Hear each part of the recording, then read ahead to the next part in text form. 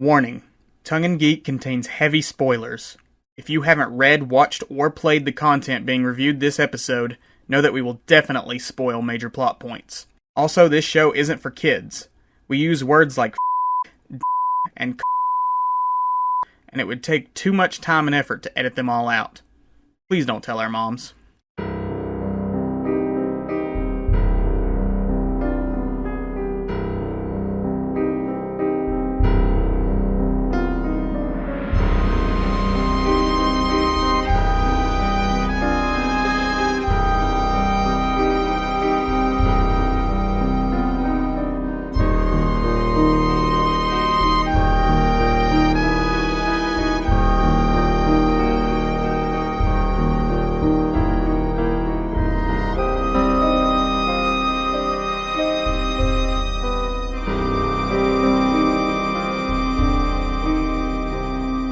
Good evening, lovely listeners, and welcome to Tongue and Freak, where two more gentlemen, fuck! Damn it, I've already ruined the bit. Okay. That needs to stay in, I like it. Okay. Take two! Already ruined the bit, fuck. Yeah. Same character as you ruined the bit. I'm going to start over, and I may or may not edit this out depending on how funny it is later. Good evening, lovely listeners, and welcome to Tongue and Freak, where two more gentlemen, their skin as pale as the ghostly moon, share their unsolicited opinions on all things spooky. I am Count Isaac, whose smiling fangs glisten in the dark of night. Come and introduce yourself, my foul compatriot. I'm Tyler, and I'm also a vampire, just from South Florida, so I don't have an accent. And there. Yes, and joining us this accursed night is Tyler's dark mistress, the enchanting Erica. Erica, say hello. Hello, I'm his good lady wife. The good lady wife, Erica. A good lady wife. Oh, yes. Tonight we shall be discussing What We Do in the Shadows, a horror comedy film and television series created by Jemaine, Clement, and Taika Waititi. Okay, I can't keep doing that. Tyler, you wanna give us some background? Yeah. What We Do in the Shadows, as you mentioned, is a comedy horror film. It's a New Zealand film. It came out 2014, 2015. Kind of took the festival circuit by storm. It is done in the mockumentary style, something like The Office, where a camera crew follows around a group of vampires and just chronicles their day to day.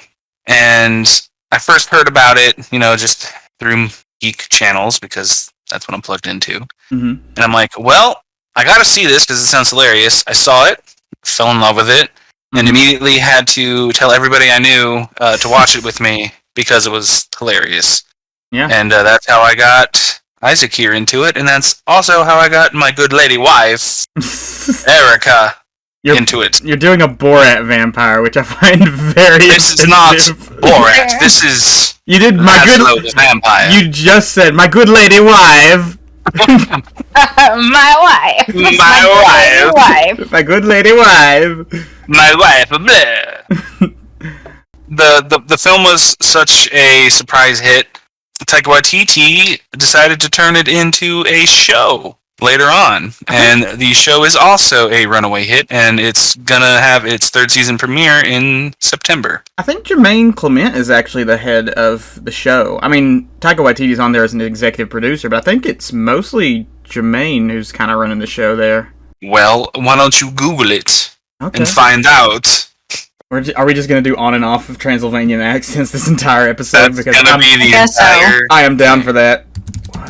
And Tyler, didn't you say they were already renewed for a fourth season, even though the third season hasn't even come out? They just got renewed for the fourth, and That's as pretty of this remarkable. recording, the third season has yet to premiere. But we're so close. Yeah, television series created by Jemaine Clement. Oh, okay. Oh, I think Taika Waititi just wrote and directed the pilot episode, I think. I mean, he's listed as an executive producer on the episodes. Yeah. So, like I said, I think Clement's mostly in charge, as far as this goes. So we're going to be talking about both the movie and the show. We're going to do sort of a big mega episode here, some compare and contrast. Should we just jump right into the movie? Talk about it? Yeah, I mean, that's what came first, so. Yeah. So like Tyler said, the movie was like a smaller indie film. It takes place in New Zealand, and it just follows this group of vampires as they go about their day-to-day, or I guess not-to-not lives, sharing a flat together in New Zealand. We have Vladislav, Iago, Deacon, Peter, and then later Nick, who joins in with the group. Which one of them should we start talking about? Because... well, I think you have to give Vladislav his full title. Alright. Vladislav the Poker. I think we should talk about Viago first, because he's like the first one we see, and he's the main narrator. Okay. Yeah. And Tyler also did say that if one of us was to be Viago, it would be Isaac. Really?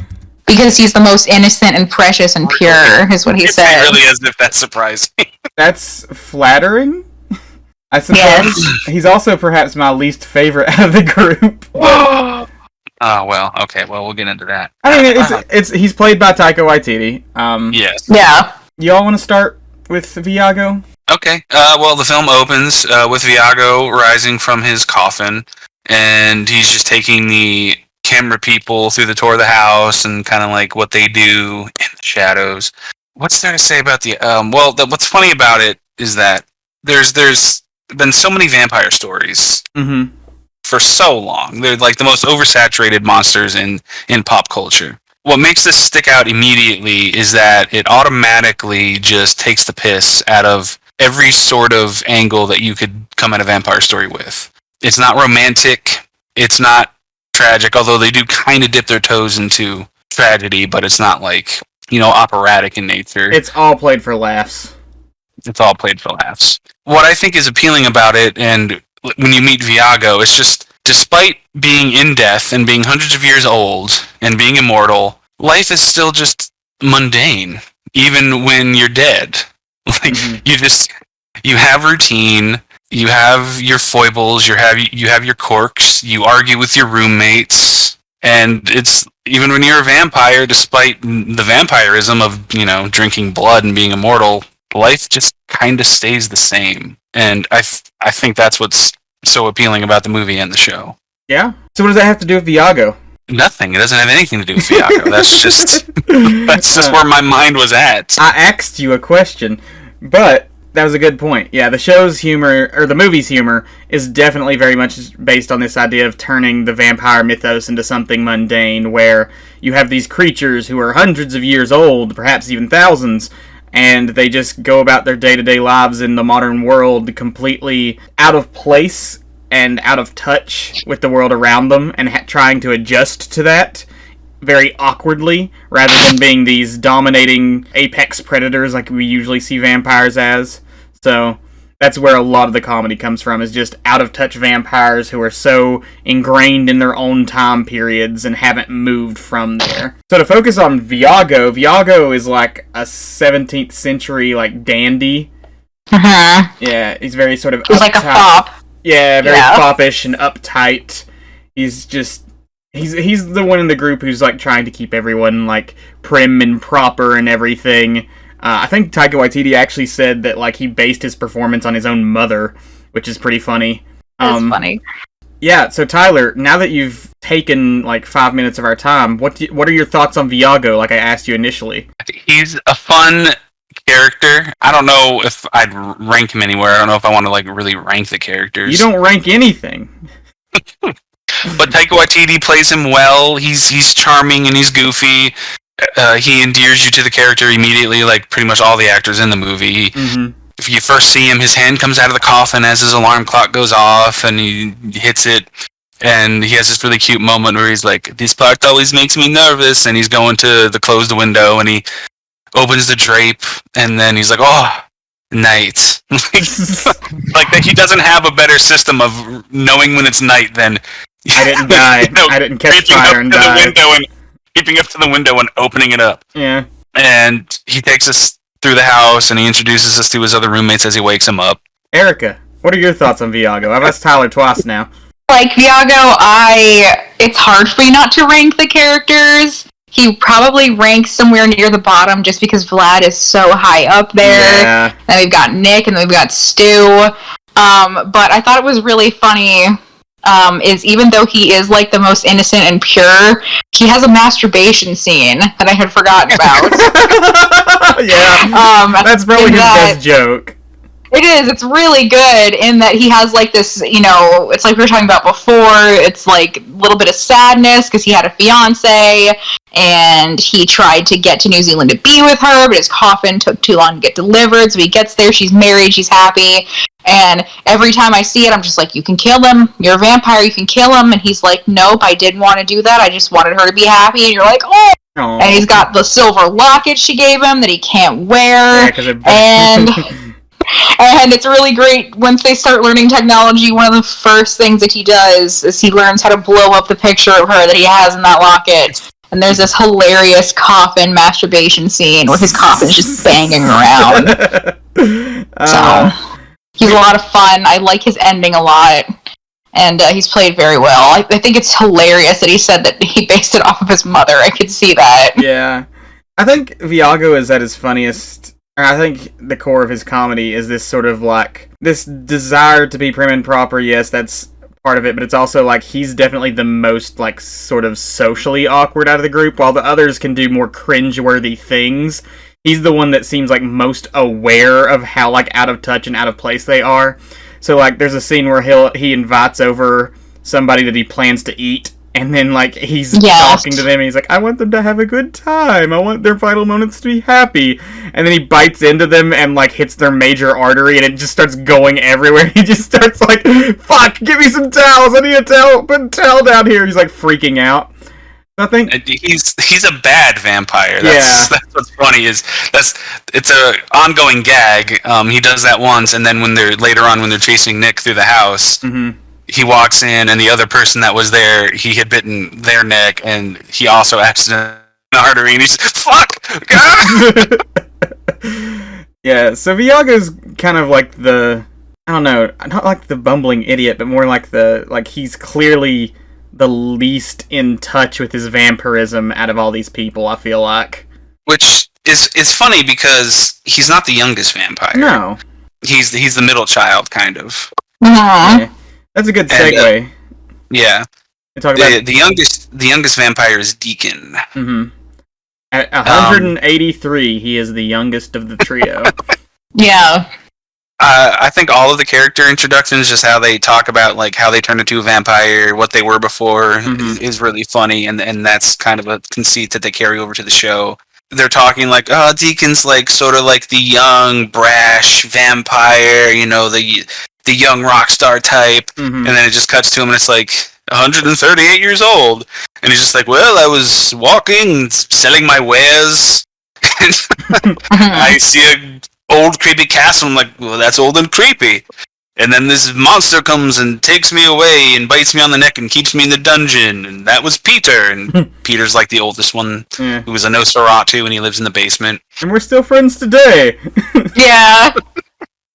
Deacon has amazing delivery. The delivery of his lines is really what makes all of his humor. His pretty creepy. Yeah. And his I was a Nazi vampire. Just the way that he delivers that whole segment about how if you were a Nazi, no. If you were a vampire, no. If you were a Nazi vampire, no. It's all about his timing. And the way he enunciates, that's where his humor comes from, and it's amazing. He also has the best opening line, I feel like, because Viago's walking around the flat, and he's like, time to wake up, and he's like, oh, Deacon, what did you do last night? And he just looks at him, he's like, I transformed into a dog and had sex. Yeah. Just perfect. Yeah. Deacon's kind of like the freaky one, like he really likes...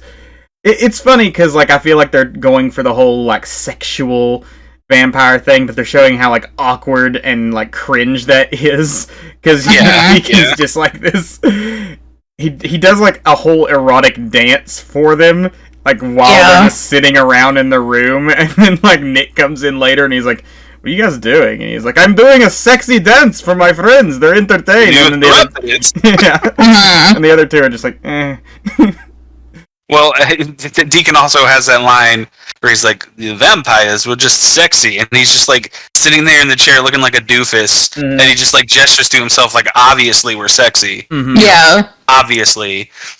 And like none of them are traditionally sexy, and that's obviously the point. Yeah. Deacon's he's just pale and he's got bags under his eyes and he's brash and arrogant. So it's just another aspect of vampire fiction that the movie purposely undercuts is the whole sex appeal angle. Yeah. Something I've noticed that we've all been mentioning is that this is very much a movie of moments and quotes. Mm-hmm. Like there are problems with the overall story and whatnot, and sort of the pacing and whatnot. But like this is very much one of those movies that you watch and you come away with a bunch of lines you can quote and a bunch of moments that stick in your head. It's a movie that can be watched in pieces. I kind of compare it to like Monty Python, where like with a Monty Python, specifically like the Holy Grail, it's like you don't really remember the full movie in its entirety when you think about it, or you don't really get connected to like all the themes and stuff going on in the movie, but like you see all of the individual moments and you remember those lines over and over. It's that kind of comedy where like it may not work at its best as a whole, but definitely in segments there's some brilliance going on here. Yeah, and in our household we call it biscotti. It's got lasting impact. It's the kind of joke that just worms its way into your vernacular. That's a whole other conversation. I say things ironically and then they become real. Yeah.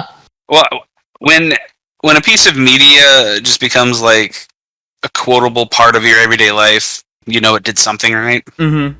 So for sure. ever since I've seen this movie, I just call it biscotti now, and it's been years already. So let's finish off the main trio with Vladislav the Poker, age 862. Yep. And he was turned when he was 16 years old. That's why he always looks 16, but 16-year-olds look like shit back then, which is why he looks like a 30-year-old.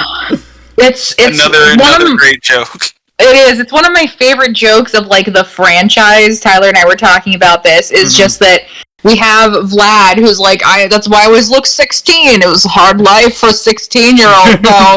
And just when we get to the show, we also have the best character on earth, Laszlo. Mm-hmm. And he's like, I was the best looking man in my village. And his wife, Nadja's like, it was very deeply affected by disease and by leprosy. He was like... And he's like, that's true. So Vlad... There's a great visual gag I love when Vlad is introduced. Viago goes up to his door, knocks, and opens it, and just they play with like the visual trickery that vampires use. Mm-hmm. Like you see this shot, and like Vlad is like in these big satin sheets, and like there's like wind blowing from nowhere, and he's surrounded by like concubines. And Vlad's just like, "Whoa!" and he closes the door, and then he opens it again, and Vlad's just there, and the room looks completely normal. He's like, "What? What is it?" Yeah.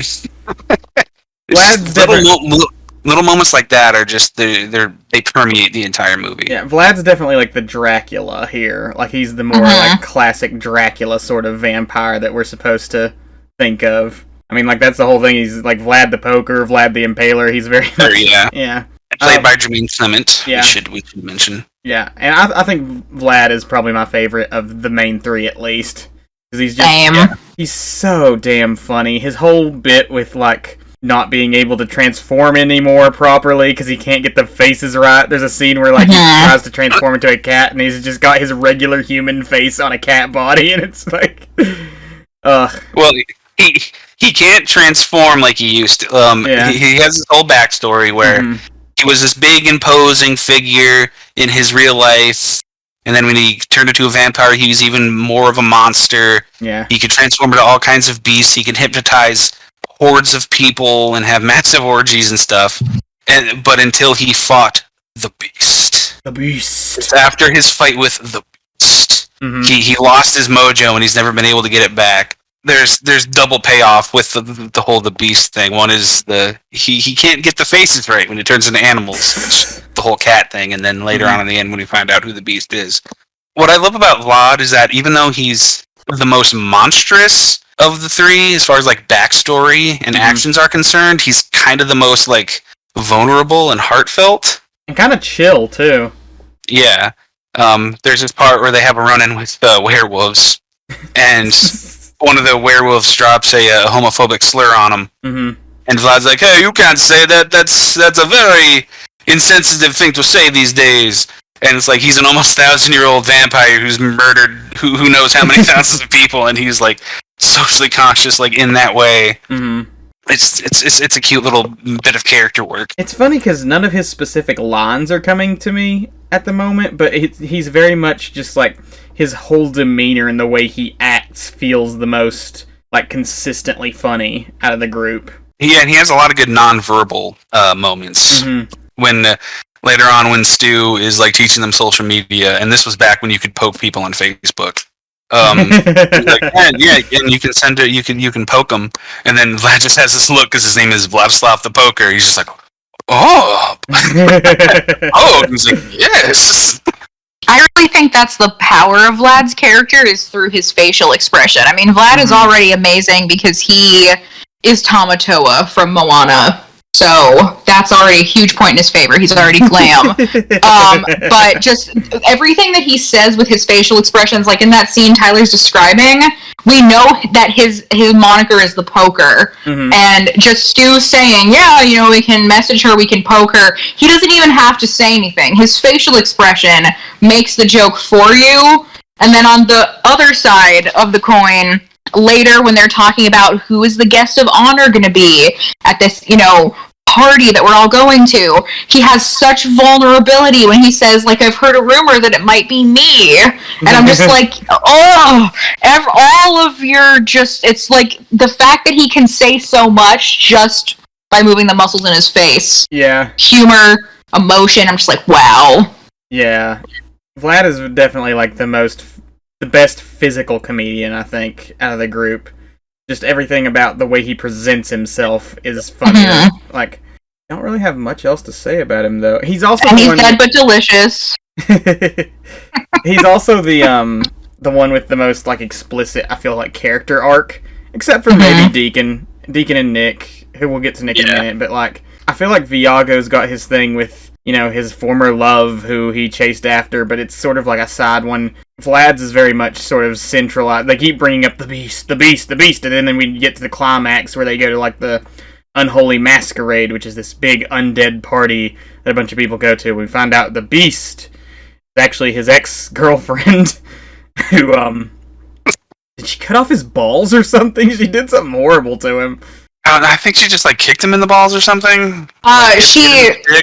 Yeah, she did, and then she impaled him on a lamppost. That's what he was so upset about, and she was just like, she called me an asshole and all the other cruel things, and while I was impaled on a lamppost, which is really awful. Yeah. She called me an asshole and left me impaled on a lamppost. Yeah, so there's a great bit with him and his ex-girlfriend just duking it out in the middle of this masquerade, which is funny. That's the main trio, but there's others. We should talk about Nick. Nick gets brought in. Well, I guess before we get to Nick, we should talk real quick about Jackie. Jackie? Yeah, we need to mention Jackie. Yeah, Jackie is Dean's familiar, which is just like a human servant for the vampires. Jackie is just this, like, completely ignored, completely, like Deacon treats her like shit. He keeps promising to make her a vampire, but he's really just keeping her around to do all of his chores and shit. And she keeps having to bring them virgins to eat, and they have a great line. I think this is actually Vlad's line where he's like, I just think if you're going to eat something, you'd prefer if it wasn't fucked first. It's sandwiches. Yeah. He's like, I think of eating virgins as kind of like a sandwich. You just feel better about eating it if you know nobody's fucked it. Yeah. So, Jackie, she's sort of important in the first act, but she kind of like falls off after that. What she's important for is she brings virgins. She brings specifically Nick to the vampire's house, and they plan to eat him, but he manages to get away until he gets to Peter, who we should talk about Peter in a minute, but Peter turns him into a vampire. What can we say about Nick? I really like Nick. The first time I saw the movie, I thought, oh, Nick is kind of like the one kind of comedic weak link. Mm-hmm. And I think it's only because the actor, and I'm going to butcher his last name, but his name is Corey Gonzalez Macior? Mm-hmm. Sorry to mispronounce that, because I know I just butchered it. Sorry, Corey. But on rewatches, he's really grown on me because his delivery is so deadpan and so dry. He has like this just normal dude aesthetic and performance, and he's a really good contrast to like the more outlandish vampires. Even his like reactions when he's freaking out when they're trying to like fuck with him and stuff when they first meet is just like it's so dry and like it's kind of jarring and like. How is he not reacting a little bit more freaked out? But that's kind of the humor, is just the way people react. Yeah, the way he contrasts to these big over-the-top personalities. Jackie brings over the virgins, and neither of which are virgins. One's a girl and one's Nick. Deacon brings out some spaghetti. Would you like some dinner? And they just bring out cold like Chef Boyardee spaghetti and put it on the plate, and they have 2 meals. and Deacon's like, Nick, you like biscotti? And then he hypnotizes him to think he's eating worms. Yes, and that's a famous scene from the 80s vampire movie, The Lost Boys. But you don't see the spaghetti turn into worms, you just see Nick react to it. Yeah. Just like, oh, what the fuck? There's worms on my plate. And he's like, Nick, have you ever thought about having a snake as a dick? Like, he said, like, oh, what the fuck? Like, they just start fucking with him.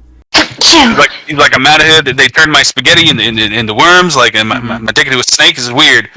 And then the chase scene happens throughout the house, which is actually it actually manages to be kind of scary. Because it's one of the few times you see the vampires being kind of good at being predators. Well, kind of.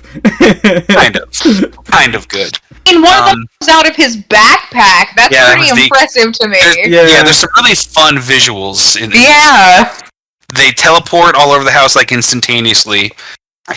He runs through a dark room and then he hears like a ring. And he looks over and that's Vlad as a cat, but it just has his face. And then like Deacon like pops out of Nick's backpack like suddenly. Like, how did he get in there? He manages to get out of the house, and then like Peter just ambushes him in the front lawn and turns him. And the crux of there's not an overarching story. It's just a lot of like subplots. Yeah. I get, because that's just how a documentary kind of is in a way. But the more overarching sort of story is Nick in the group and being a young vampire. It cuts to a couple months later, and he's now a vampire, and he's hanging out with them. And this kind of kickstarts Deacon's little character arc, where he's jealous that everybody likes Nick, and Nick's having such a good time, and he sort of knows how to like navigate being a vampire. Also, with human life, Nick introduces the vampires a lot to what like modern human life is like. And Nick, although he makes mistakes, he's like a genuinely like just good guy. Yeah. He's just a bro. He's just a likable guy. And he brings his human friend around, Stu. Yeah, it's great. For no reason, everybody just inexplicably loves Stu. Like, he barely has any dialogue. He's such a blank slate. He perpetually just looks nervous and uncomfortable. But everybody just loves him, and they just automatically like make a pact with Nick. He's like, he's my mate. Like, he's my mate. I don't want you to eat him. Which like, is hilarious because they keep bringing up he's got like a cherry tomato red face. Yes. He's just like one of those people that's got a super red blood-filled face, and everybody the whole time is just like lusting after him. They're just like, oh my gosh, just imagine eating that. Ah! And yeah, god damn it, I hate it when this happens. Isaac, take over, save me. Erica, take over, save me. I don't really know what to say here because I never really had that feeling about Nick. It honestly made a lot of sense to me because he's friends with Stu, who's a blank slate, like we said.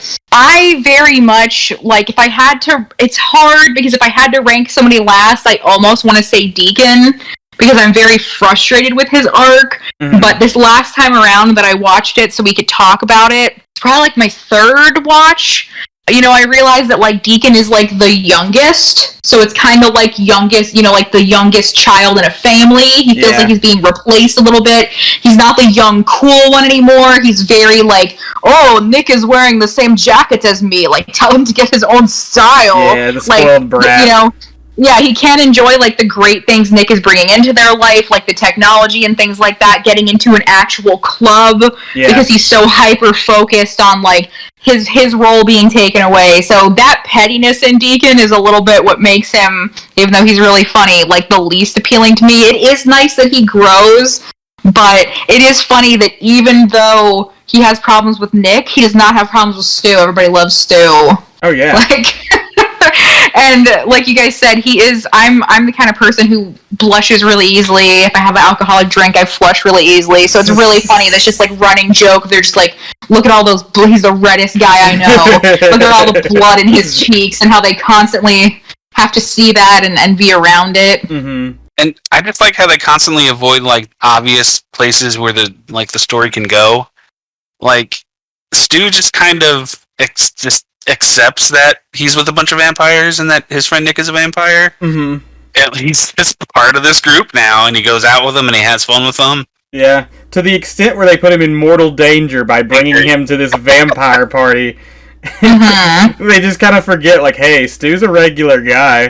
They just bring him along, and then everybody there is like, are you human? Can we eat you? Yeah. Oh, poor Stu. Like... It's a testament to like how well the movie ingratiates all the characters to you, because in a lesser movie, like, you wouldn't care about Stu because like there's nothing to him. Right. But it's just the way he's framed within the story, and just the way how understated the actor plays him with like his just reactions and stuff like that. You like him. You like him because the vampires like him. You know the actor's name is just Stu? Yeah, the actor's name is just Stu. Yeah. Jackie's actor's name is just Jackie. I think that happens a lot in the cast. Yeah. Stu is kind of a lot of where the heart in the movie comes from. Not to jump ahead, but there's really not like too much plot to go over. Yeah. But well, let's talk about Peter first before we jump. Oh yeah, Peter. Forgot about We're Peter. going to talk about Peter, because Peter's a similar deal with Stu, where there's not really much dialogue, but God, there's so much funny shit just surrounding Peter. Because he's like an 8,000-year-old Nosferatu kind of vampire who lives in like a stone tablet like in the basement. And like every scene he's in is just so damn hilarious because he's got these huge like hanging over his face fangs. He's like the creepiest one makeup-wise. But like all of them just talk about him like he's just another one of the group. He's just another member of the fam here. Yeah, and then they talk to him like he's just he doesn't say a word the whole movie. Yeah. He's just like the specter kind of figure. Mm-hmm. And like even though he's the most outwardly monstrous, like he doesn't even have any like overly monstrous moments. In the beginning when Viago's waking him up, he brings him a chicken. He brings in a live chicken. And he tells him that there's like a house meeting, and like Peter hisses at him and stuff, but like you don't get the sense he hisses at him because he's this monstrous vampire. It's just that like he's annoyed that he's been woken up so early and like told that there's a house meeting. Like he's grumpy. He's not like, Yeah. And he's just like, oh, I'm sorry, I brought you this chicken, and he just like pulls it into his casket. Yeah. There's just a lot of like funny little sight gags with Peter. Like there's just outside shot of the house.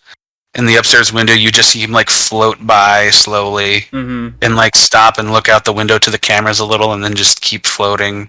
And then since he's the one who turned Nick, you see Nick talking to him, and Peter's just standing there listening, just kind of like nodding along, kind of like agreeing, just like a normal dude. Is Peter responsible for all of them becoming vampires? Did he turn the whole house? I wish we knew, because we don't ever find out, who makes anyone, except for Deacon and Nick, both of whom were made by Peter. I feel like it's kind of implied that he's sort of like the patriarch of the house. Yeah. I would assume he's the oldest. Yeah. Unlike when we get to the show where they talk about how, there's there's an energy vampire named Colin Robinson who came with their apartment. We never get the feeling that like Peter, it's the complete opposite for Peter, because we very much get the sense everyone is deeply invested in him, and when Peter dies later, everyone is so emotional. He dies because Nick tells a vampire hunter that he's a vampire. What's so funny about Nick is that he's clearly just like the person who's like enjoying the whole new vampire lifestyle. Like, oh man, I can fly and I can turn into a bat and I can, like, turn into mist and do all this crazy shit and hypnotize people. This is awesome. And he just starts running around and telling everybody he can see, he's like, I'm a vampire! I'm a vampire! And, like, it comes back to bite him on the ass because a vampire hunter breaks into the house and kills Peter. And it's another good payoff because it's so, like, leisurely shown to us at first. There's vampires in this world, so it stands to reason that there's vampire hunters. And he's just at clubs talking, bragging. He's like, yeah, I'm a vampire. And the guy's like, oh, you're a vampire? I'm a vampire hunter. And he's just like, get the fuck out of here, you. And lo and behold, the guy was telling the truth. Yeah. He breaks in through the window, gets killed by Peter, and then Peter dies by the sunlight through the broken window. And it's like a genuinely sad moment. Yeah. Because, like, you hear Peter's, like, screams of pain, and they sound pretty upsetting. And Deacon tries to run down there to save him, and Viago has to hold him back because that's like that sunlight. Vlad runs, bringing water, like screaming at the top of his lungs. Yeah, that's like a scene that's sort of played for laughs, but also is kind of serious in the moment. I remember because you came over here and we watched it because God, dude, you got to see this movie. And, like, you loved Peter immediately. You're like, I love Peter. And when he's on fire, it's like, no, Peter! He was my favorite. Peter! It made me so sad. I was upset. It's a sad moment. That's what Taika Waititi does so well with most of his movies that aren't. We're not gonna bring it up. We're not gonna bring it up. We swore that we'd speak well of Taika Waititi in at least one review. We can't bring up his worst work. We spoke well of him every time we've brought this up. Okay. Thor motherfucking Ragnarok! That's what he's so good at when it's not Thor Ragnarok. Yeah. No. He wraps you up in this hilarious, absurd, satirical humor, but he knows how to perfectly inject moments of drama and sincerity that don't undercut the humor or feel out of place. Yep. In most cases. In most cases. Yes. Jojo Rabbit is probably the best instance of this. Jojo Rabbit is like a super perfect blend of comedy and drama. I would have to agree. That could be another pod where we heap praise on Taika Waititi, and then we go hard on Thor Ragnarok. Oh yeah, when we do Thor Ragnarok, we're gonna have to do like an apology video where we talk about like all of our favorite things from Taika Waititi. But enough of that. We're talking about a good thing he made. Yes. The aftermath of Peter's death is one of my favorite segments in the movie. Through all the yelling and fighting that they're having with Nick because Nick inadvertently caused his death, cops get called. Yeah. And these two cops show up who, sidebar, have their own spin-off show called Wellington Paranormal, which I heard is also quite hilarious. Really? I didn't know that. Yep. Viago gives them the whammy, glamours them, hypnotizes them, so they don't notice all of the vampiric shenanigans happening. And it's just a lot of funny gags. They walk into the kitchen, like, who does he have in the air? Is it Deacon that he's trying to hold back? I think Nick's up in the corner because Nick's in the corner. Chased him up there. Yeah. Nick's up on the ceiling corner. Deacon is hovering in the air, and Vlad's trying to pull him down. And the cops are completely oblivious just because they're being glamored. And then they look up there and they're like, "Whoa, you see that?" And it's like, "There's no smoke alarms in here." Yeah. A lot of fake out humor in that segment where it's like, oh, they noticed, but no, it's just some other bullshit. Yeah, a lot of good classic fake out humor, like, oh, you think the jig is up, and then the score comes in where it's like, building tension. It's like, yeah, no fire alarms anywhere in this house. Yeah. And then they go down to the basement. They get downstairs and there's Peter's burnt, charred corpse, and they're like, you boys making barbecue down here? And they're like, yes, normal barbecue. What's that? Pointing toward the dead body, and it's just not what they're noticing. What's that? Pointing toward the other dead body, and it's not what they're noticing. Like, you have flammable liquid, above the breaker, like, over, like, dripping water. Like, this is a safety hazard. Like, what are you guys doing? Yeah. And then I think Viago's trying to rush the cops out of the house, but Vlad has this like funny little throwaway line where he's like, "Well, let's get some more, tips on home improvement before we take them out." Let's get some safety tips before we throw them away. Yeah, I guess. What else is there to say about? We haven't talked about the werewolves. We got to talk about the werewolves. Yes, the werewolves. Okay, so the werewolves show up in two major scenes. Both times they just kind of bump into them while they're walking around on the street. And I think the werewolves have some of the funniest moments and lines in this whole movie. Because they're just a bunch of, like, regular guys who are clearly, like, trying to deal with their curse. They're just like, oh, hey, leave us alone, Buster. Why are you provoking us? We're just trying to deal with this. And they're like, hey, wear your sweatpants. You gotta wear something. You wore jeans. Why'd you wear jeans? That's gonna rip right up. You're gonna lose them pants. And, like, they just... And, like, they have a thing against swearing. Yes, for some reason they don't like swear. They're like, we're werewolves, not swearwolves. Not swearwolves. They're just, like, a bunch of regular guys. It's clearly playing on the whole, like, oh, I don't want to be a monster thing of, like, werewolf lore, where it's like, oh, this poor soul has been consumed by the spirit of the beast. But here it's just like a bunch of guys who are clearly just like every day sort of frustrated. They're like, oh, dang it, we're going to turn into wolves. We got to chain yourself up to that tree. No, stop peeing on it. You got to chain yourself up. It's like there's a very mundane sort of humor to the werewolves that I think is a good contrast to the way the vampires are. Whereas the vampires are like sort of out of place, out of time, out of touch. The werewolves are clearly like more in contact with the modern world, and they're trying to deal with the fact that like every full moon we turn into a gigantic monster and we have to not tear up our pants and not go on a bloodlust rampage. The werewolves offer they have the biggest source of conflict in the finale. Mm-hmm.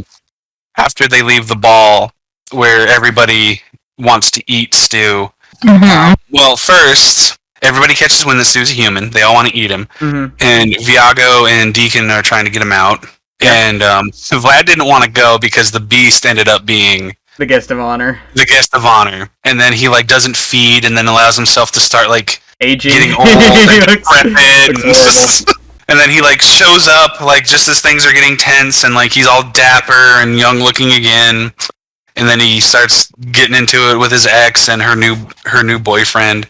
And they start fighting, and then her new boyfriend like starts sucking the life essence, or the undead life essence, out of Vlad, and then he gets impaled on this big pole, and then it's Stu. Yeah, Stu impales him in the middle of this masquerade, and they all just let him go. That saved his life. Yeah, they all just let him go there at the end, and that's like the healing moment of the group. Mm-hmm. They're all like, yeah, like we did it. Woo! Stu, you rock! And Deacon's having a change of heart where he's like accepting Nick back into the group because they exiled him for the Peter thing.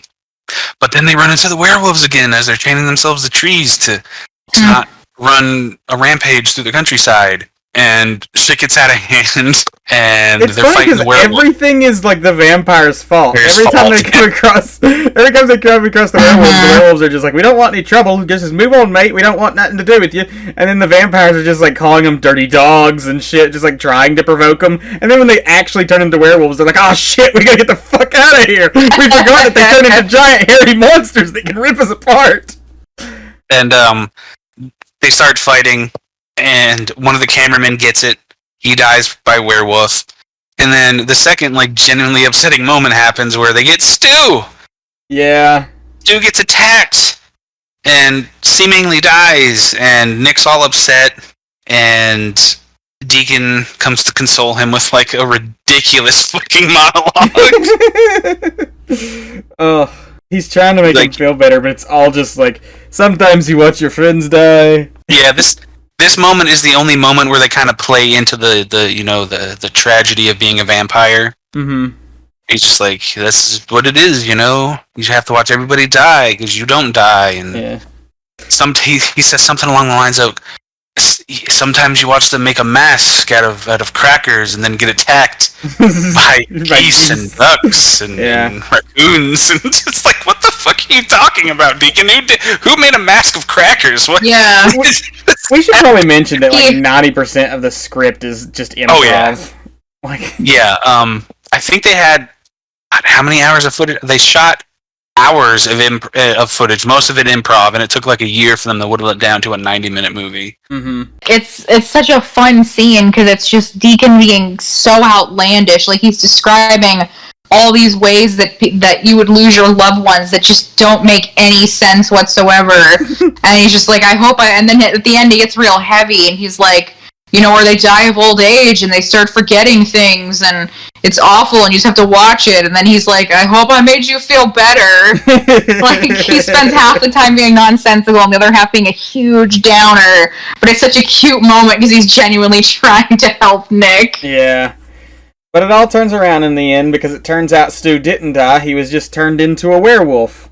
And his presence with the werewolves, fosters peace between the vampires and werewolves. And that's just kind of where it ends. It just kind of ends with Stu and Nick and the vampires and the werewolves all hanging out now together. Yeah, it ends on a cute, heartwarming note. Mm-hmm. And I want to mention, even a dog gets a hilarious reaction shot in the movie. Oh my god! Oh my god! The two cops show up again, and one of them's like, "There's just been so many rabid dog attacks lately, and we don't know what to do. It's bad for the community, it's bad for the people, and bad for the dogs." And then they just have this poor random dog saying this poor guy, he's probably gonna have to get put down. And then the dog just looks into the camera and they just drag it off. Yeah. So the movie ends with them burying the hatchet with the werewolves becoming buds. Mm-hmm. And see, it's hard to talk about this on just going through the story because it's not a movie of story. It's not. It's a movie of humor and character beats and satire. Yeah, like I said earlier, it's very much a movie of moments. It's not meant to be, and that's where it falters in some points. While it does have a lot of great moments in it, there's also moments where it sort of drags a little bit and where the humor falls a little flatter than it does in other places. So there's definitely less of a sense of this movie is meant to be a cohesive whole narrative, and it's more these guys had a hell of a lot of fun pretending to be vampires and they threw together sort of a story to make it make sense. What I love about it, and I have to disagree with your assessment that it drags. I don't think it drags at all. But that's neither here nor there. Is how much mileage they get out of just playing with the tropes of vampires and vampire fiction. Mm-hmm. There's just so many little moments, little gags, little visuals that just are clever and carry the movie. I love the little scene where they're getting ready to go out. They make mention of the fact we're vampires, we can't see ourselves, so it's kind of hard to know what you look like when you're getting dressed. Mm-hmm. And Viago wants to go out in camo pants and a fluffy frilly shirt and vest, and they sketch each other roughly what they look like, and they have just piles of sketches, these terrible sketches of what they're dressed as. Little cute moments like that play with the lore. And when Nick's hanging out with them, there's this cute moment where they're playing Pac-Man in the mirror, where there's this little rubber yellow ball that they have as Pac-Man, and Viago has a little tissue that's the ghost, and they play Pac-Man in the mirror, and little interactions they have with little off characters from they meet other vampires out in the town. There's these two little girls, and because vampires, when you're turned, you look the same age forever as you did when you were turned. So they're talking to these two vampires that look like little girls, but they're not. And they're like, "Oh, what are you guys going to be doing? You going to catch some perverts?" And they're like, "Yeah, we're meeting a pedophile later." And later you see them. Cool. Later you see them, and one of them comes up behind and throws a wire over his neck, and they just jump on him. And every visual that you have from vampire fiction, they play with the vampire outside the window seducing the person. Vlad can't do it because he sucks now. Mm-hmm. So he's trying to get this guy's attention. Look at me. Look at me. And then he has to quickly rap on the window with his knuckle to get the person's attention. And even the house they live in. You're so used to seeing these vampires live in these big mansions with shadows and crazy architecture, and it's it's played up to the hilt, but it's just kind of a crappy old house that they live in. It's dusty, it's dark, there's nothing glamorous about it, there's nothing glamorous about their outdated clothes. They're just old and wrinkly and dusty looking, and that just ties back into what I was saying about how it completely takes any sort of glamour or romance or even tragedy out of all the vampire mythos and just depicts them as people. It does everything it can to pull the rug out from under vampires. They're not these seductive, dark figures that are scary and intriguing. They're just a bunch of immortal assholes who are trying to make their way in the modern world. And I also like the thing that they use, and they also use it with the show, of just using like old art and stuff. Yes, yeah. To like visually represent what they're talking about and narrating. Yeah. That's a fun little thing that I love seeing them do. Mm-hmm. I guess that's kind of my final thought. I guess I think it's an hilarious movie. Probably one of my favorite comedies of the past decade. I just love it to pieces. Yeah. It's truly fantastic, and when it first came out, I was so in love with it and so obsessed with it, and I still love it to this day, and I owe it so much because it would bring me the show, which is just, I don't know, there's so few things I love as much as I love What We Do in the Shadows, the show. It's like, there are very few things that I live and breathe. It's more like Sailor Moon and things that I've loved for a long time. Yeah. And then there's no limit to the amount of times that I can watch the show. I've watched it through about 5 times, and as I'm watching the movie, I can watch it on loop. As soon as I finish season 2, I'm like, season 3 is not here yet. You know what hit real good? Season 1. Like, there's very few things that I have that high a tolerance for rewatches of. And so I owe so much to the movie for, like, creating the universe and the idea. There's so much that the movie does. Like, it really does feel like a mockumentary. The show, maybe a little less. And it's such a fun time. It never gets old, me watching the movie. And it gave me one of my absolute favorite television series that I will never not be obsessed with. I'm sort of similar to Erica. I really appreciate the movie for the fact that it made the show, because I feel like the show is better for reasons that we'll get into once we start talking about it. I really liked this movie when I first saw it, and I still do like it, but I do think there are parts that start to fall flat. Just not necessarily individually, but more of like the overall... The mockumentary style, I think, works better for a television series than for a movie, because like once you get into a 90-minute film, you kind of need a little more structure to keep people interested. And like I feel like at some point in the film, I just start losing interest because it's like, yeah, we're doing more vampire jokes, and even though some of the jokes are really funny, or most of the jokes are really funny, it's like there's not as much tying it together. I feel like, as in the show, whereas the show is like, here's a 20-minute episode with a smaller, cohesive narrative that you can follow. It's still in this sort of mockumentary style, but a little more structured. And I think that works better because instead of it just being like, vampire gag, vampire gag, vampire gag, vampire gag, now it's like the vampire gags feed into an actual narrative that sort of shows what these characters are about better than just kind of like following them around. Fair. Wrong, but fair. I guess we talk about the show now. Yeah, let's jump right into the show.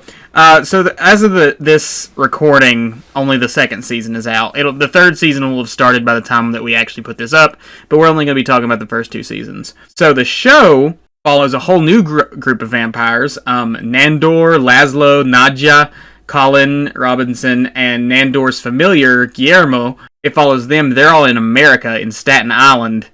And season 1 starts with, what is his name? The Baron? The Baron shows up? Yeah. Baron Alphanos. Yes, the Baron shows up. He is this powerful ancient vampire, kind of like Peter, except he actually like talks and is like this imposing, scary figure. And he wants them to take over all of America, all of the New World. And they're like, we've been here for hundreds of years and we haven't done any of that. We've just stuck here in Staten Island. So out the gate, it has more of like an actual setup of like what the story is going to be about. I guess we should just jump into the characters like we did with the movie. Should we start with Nandor? Well, I would like the preface before I get into Nandor, just kind of expectations. Mm-hmm. When I first heard that they were doing this, even though Jemaine, Clement, and Taika Waititi were involved, I'm like, I don't know. Like, I love the movie so much, and it was just this great little lightning in a bottle surprise, and the characters were so memorable and fun. Like, how could they recapture that lightning in a bottle? And like, it came out, and I didn't watch it when it first premiered, but I had heard it was really funny. I watched the first episode, and I'm like, okay, I like the cast. This is funny, but it just kind of feels like they're doing the movie again. in just this pilot episode. But like they do just after. But after the first episode, just after that first episode, once I get into like episode 2 and onward, I'm just like, they did it. They nailed it. Like this is amazing. This is exactly what I would hoped it could have been. Yeah. So they do yes, reuse. I think the show is absolutely fantastic as well. So yeah, they do reuse a lot of the gags from the movie. In the first season particularly, like sort of spread out. Like there's one in the movie where like we find out that if a vampire eats regular human food, then they'll violently vomit. Vomit blood. Yeah, vomit blood all over the place. And they use that gag like twice in season 1. So yeah, there is a little bit of retreading ground from the movie, but a lot of it is new stuff. Nandor is probably my least favorite of the main group, but that's not to say that he's a bad character. Yeah. I just don't think he's the most consistently funny. Mm-hmm.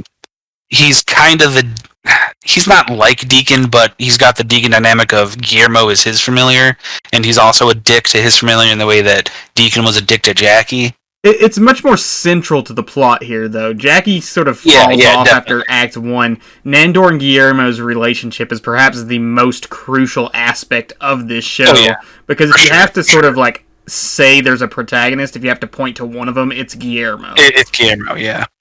Nandor is kind of... I hate to just keep comparing him to the movie, but I mean, it's the same franchise. He's kind of Vlad-esque in appearance and aesthetic and backstory, and he was like this conqueror back in ancient days, but he's just kind of fussy and insensitive and just kind of an asshole. Yeah. And the relationship that he has with Guillermo is definitely his most interesting aspect, because he's an asshole to Guillermo like 95% of the time. Mm-hmm. But just like the movie, they have these great moments where they can really wring sincerity out of moments, and there's just a couple times here and there where like Nandor can like be vulnerable with Guillermo and thank him and appreciate him. That's what I appreciate about him the most, and even though he's probably my least favorite of the main vampires, he probably has one of the funniest moments of any of the vampires in 2 seasons so far with crepey paper. And that's episode 1. That's episode 1. They go to a party store to get supplies, and Guillermo's with Nandor.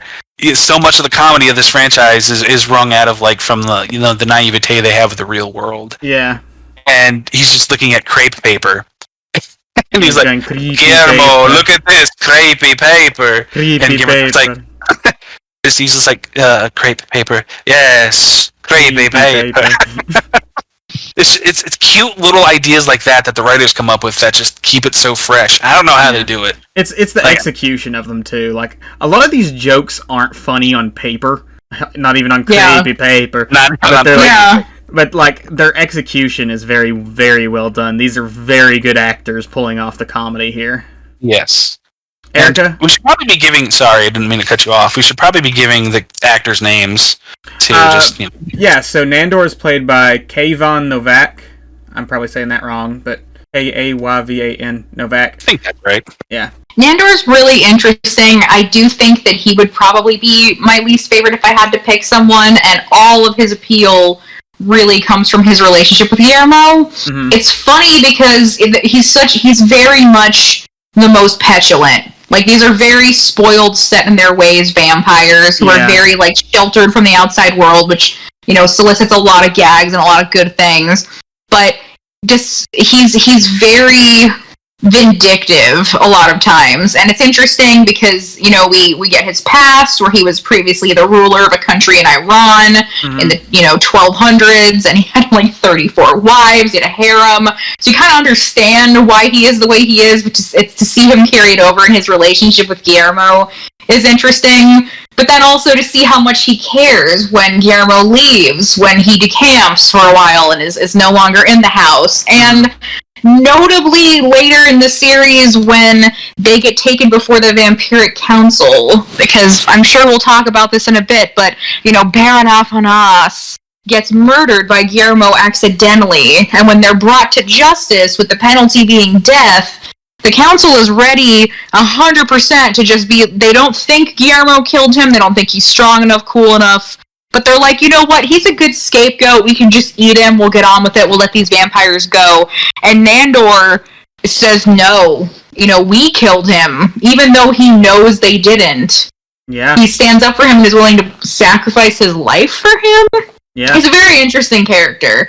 There's really a lot that goes in there, and he definitely does have some funny jokes, even though he's, you know, not nearly as interesting as some of the others we'll talk about. What I like about Nandor, aside from his dynamic with Guillermo, is that he seems to be the most sensitive of the group as well. Which is a great counterbalance to the fact that he's also got, like, the most brutal backstory. He's very much like the Vlad. He was, like, a bloodthirsty ruler of this fictional country that was, like, part of the Ottoman Empire where he just slaughtered entire villages and everything. But then you'll have, like, a whole segment where he's like, I miss my horse.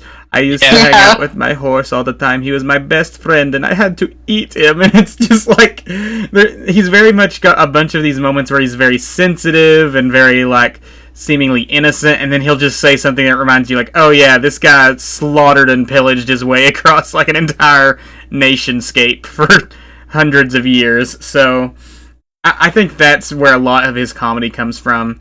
I wouldn't necessarily put him at the lowest. Maybe out of the trio of him, Laszlo, and Nadja, I would, but I think I like him more than Colin Robinson, who I guess we can just kind of jump into Colin if we want to. I used to think that too, but upon like my 4th and 5th rewatch, which have both happened in the month of August, all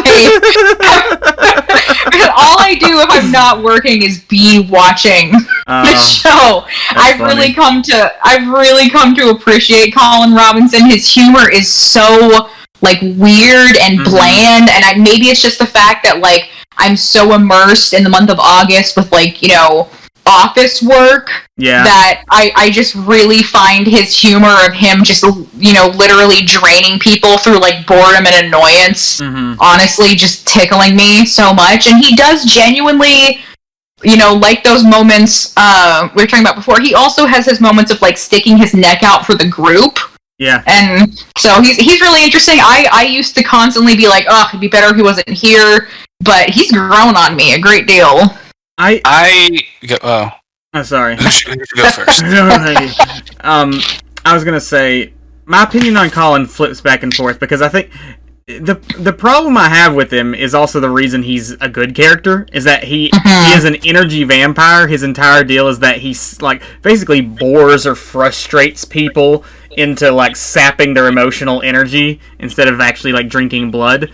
And I think he does that too well. I get that that's the joke. I understand that that's the point, and that is what we're supposed to be laughing at, but there's points where it's also just like, God damn it, Colin, why are you here? Right. It's like I can feel him actually draining me of energy, like, from my position in the audience. And that's a testament to how well he's written as a character. Like, he serves that purpose extremely well, but, like... Yeah.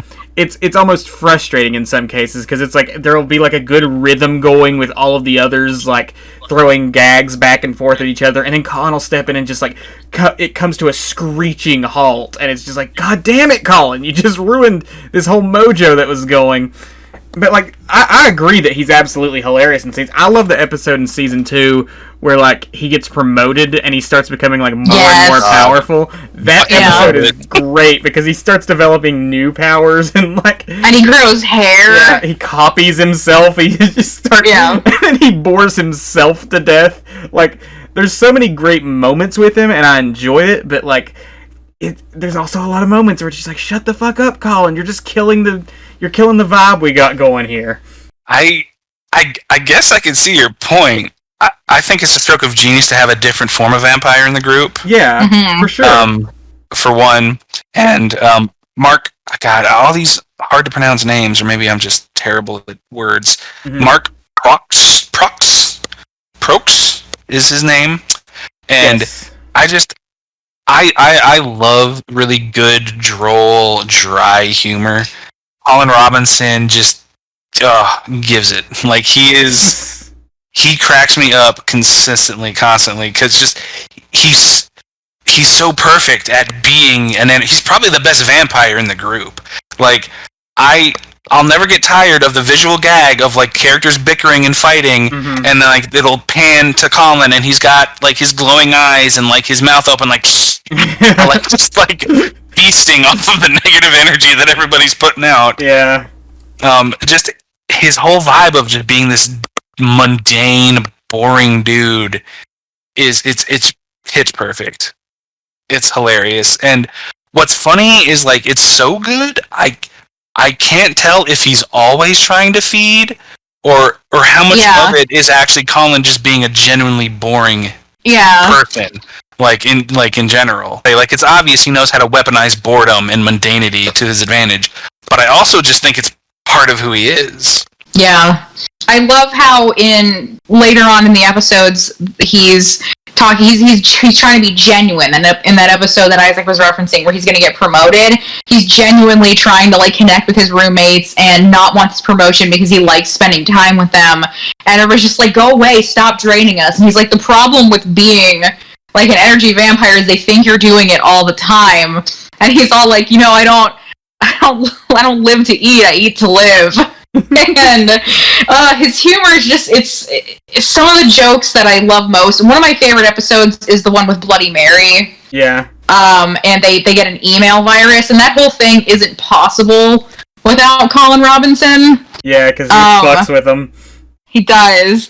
And there's just so many fun little things about his character. Like, I recently learned he doesn't even really have to say or do much. It's just so funny just to listen to him and also to see the way that it's just grating on everyone else. But they're trying to gather email addresses so they can stop this curse from Bloody Mary. And they're like, Colin Robinson, like, give us your email address. And he's just like, why? And they eventually get it out of him, and they're like, he's dragging it out as he's writing it on a post-it note. They're like, just say it to us. And he's like, oh, I wouldn't dare with the way that internet security is nowadays. And he hands over his email address, and it's travelbug54. And they're like, this is your email? And he's like, yeah, I picked it because I love travel. And I recently learned that a lot of fans did end up emailing that email address. Yeah. And they would actually get Colin's newsletter that he talks about in the show. Oh my god, that's great. It's just this terrible, like, clip art, just newsletter of just boring information about different locations like Omaha. And it's just he brings just a really different twist to it that at first I did not appreciate, because like Isaac, I'm just like, you're not a real vampire, you're taking time away from everybody else, you're throwing off the mojo, and you are annoying. But it really grew on me. What makes it work so well is everybody knows a Colin. We all have a Colin. Yeah. In our life. And it's such a simple concept for a vampire. Like, oh, he feeds off, they feed off, because they execute this concept so well with Colin. It makes you think, like, is Becky at work? Like, is she actually an energy vampire? Like, yeah, because I feel exactly how everybody else feels when they're around Colin. And we find out there's other versions of them. Like, there's one that feeds off of pity and sympathy later, and there's like a whole episode where Colin's like in a contest with her where she's trying to make people in the office feel sad and pity her, and he's just trying to bore them, and they're like going back and forth and just like fighting over people. Don't they end up dating for a while? They too? do, very briefly. Yeah, they do. And then he leaves because they're like over hunting their feeding ground. Yeah. Oh, so good. Well, what's that thing? Doesn't he fuck with them when they're trying to escape the vampire council and they're in that well? Yeah, he's got like an umbrella, and then like they're telling him to get him out there, and he's like, "Oh, I guess I could just leave." He's feeding off them in the well. Yeah. But he takes the time to, while he's doing it, he's draining them, just droning on about how he's going to return the umbrella, because you can do that on non-food items. And then, but he still took the time to, like, defy the council that invited him and had him a part of it, and has them turned into bats and puts them in a box, and as they're walking home, he's shaking the box, and he's like, it's a roller coaster for vampires. Like, he does so many little annoying things, and it's hilarious, because I feel like we can all relate. We've all encountered somebody, especially at work, where just everything they do just grates on you. Deeply. I also love the joke in the Vampire Council episode where they're all like, Colin, do something! He just looks at him and he's like, what the fuck you want me to do? Yeah. I also love how he's such a boring person, like even aesthetically. He's just sweater vests and cardigans and dress shirts and pants. And then in the orgy episode, he just comes down and he's in just like a thong and assless chaps and just like a leather bandolier. Yeah. Like, just casually, just like, all right, he's ready for an orgy. I love when they look up their family histories and his just comes back, you are 100% white. White. Yeah. And Guillermo doesn't believe it. He's like, there's no way up. Yep. Okay. That's all it says. Yep. Let's talk about Guillermo. Who wants to go first? I love him so much. I can't get over the fact that he was like, there's this one great scene he has where he's like, he's cleaning up bodies and he's just like reflecting on his life and he's like, what if I, never signed up for this, like probably be a manager at Panera Bread, because for some reason that's where they found him. He was working at Panera Bread. It's like, I might be a manager, wouldn't have somebody bossing me around all the time. Yeah. I love that his whole deal is that he was inspired by, like, Armand from Interview with the Vampire. Yeah. Like, that's his whole reason for why. He's like, I saw a Hispanic vampire in a movie once, and now I want to be a Hispanic vampire. Yeah. It's both very cute and wholesome and an adorable, like, childish dream, but in the same way also is, like, a subtle message about representation mattering. Yeah. And it's also, like, I love how much more they do with, like, the whole familiar thing, because I feel like that was a dropped ball in the movie, because Jackie was just sort of there for the beginning, and then they kind of just, like, move on from her. Here we get to see the whole deal of, like, what's it like to be stuck as the slave servant of a vampire who is, A, out of touch with the world, and you constantly have to deal with the fact that they don't understand what's going on nowadays, and 2, they're clearly using you as just a slave, and they never intend to actually make you a vampire. So, Guillermo so we're doing A and 2, not 1 and 2 or A and B. Yes, A and 2. And 2. You're right. But yeah, he's the long-suffering servant to Nandor, and that's such a good comedic foil for that, because, like, everything that happens, you just, like, you feel so bad for him, and you feel like, oh god, all these other vampires are being such dicks to him, but at the same time, it's so damn funny how much shit he gets. And they also do a good amount to, like, undercut the sympathy for you, because, like, he does go out and hunt down virgins to feed to these people. Like, there are moments where he has to, like, confront the fact that, like, oh, I've been murdering people, and maybe this whole dream of becoming a vampire is a little fucked up. Yeah, I also love Guillermo. He's top 3 characters for me. He's so adorable. Yeah. With his little button-down shirts and under his sweaters, his little sweater vests, and his Harry Potter glasses. As played by another hard-to-pronounce last name, Harvey Guillen. I want to say that's how you pronounce it again. I think that's right. Sorry, Harvey, for getting the last name wrong. He's obviously kind of the straight man, or the straight-ish man to the comedy. But his just constantly, like, put upon, harried role in the show is a constant source of humor, because just seeing somebody deal with these vampires from a mortal perspective is hilarious, because it adds an extra layer to just how ridiculous these things are, Yeah. Like, that the movie doesn't quite have. He does help murder people. Like, I mean, he's basically a murderer, a mass murderer. And dispose of the bodies. There's a whole episode where they point out, they make a game of finding all of the bodies that they've buried in the yard.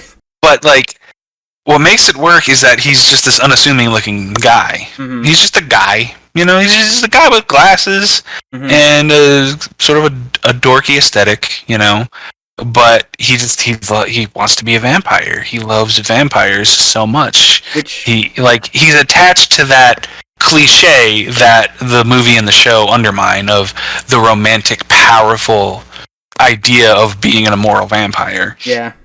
And his unimposing figure is Yes. great for the twist that's thrown at us by the end of season 1, where we find out that he is the descendant of Van Helsing, the notorious vampire hunter. And we find out that he has, like, a genetic, inherited, like, predisposition to be an excellent vampire hunter. He's accidentally killed, like, 2 vampires in season 1, and it just escalates in season 2, where he's constantly accidentally or intentionally killing vampires so damn easily. And just, like, the panicked expressions and stuff he always has when he accidentally kills a vampire. You're just like, what the fuck? What the fuck did I do? What the fuck is going on? And it's also good to see him sort of, like, lean into that role throughout the second season, because he does start out, like, super freaked out about it. He's like, oh my gosh, I can't do this. And then by the time, like, he bumps into, like, another group of vampire hunters that are clearly a bunch of amateurs that don't know what they're doing, and he gets them all, they all go to, like, another vampire's house, and, like, they're getting fucking murdered, like, they're all gonna die, and Guillermo goes back in and he just beats some ass. It's like a genuine, like, fuck yeah, get it, Guillermo moment. Like, you're actually, like, seeing him be a total badass at this whole vampire hunting thing. It also kind of goes back to representation, what Erica was mentioning, because Guillermo is Hispanic. He's a heavy-set guy. It hasn't been, and I might be talking on my butt, I don't want to step out of line here. It hasn't been confirmed, but I think that he's meant to be gay. Does anybody get that vibe, or like? Oh, I definitely get that. The whole relationship he has with Nandor is very much like a gay relationship. Like it hasn't been like codified like by the show itself, but I'm pretty sure like within the fandom and stuff, it's accepted that Guillermo is gay or at least queer in some capacity, and like he's just this well-rounded character, and he's this non-typical sort of action horror star that the show kind of evolved into, where he's just here's this like person of color, heavy-set person being a total badass, and like being intelligent and like manipulating people and keeping secrets. The most competent member of the core group. Yeah. By far. Yeah.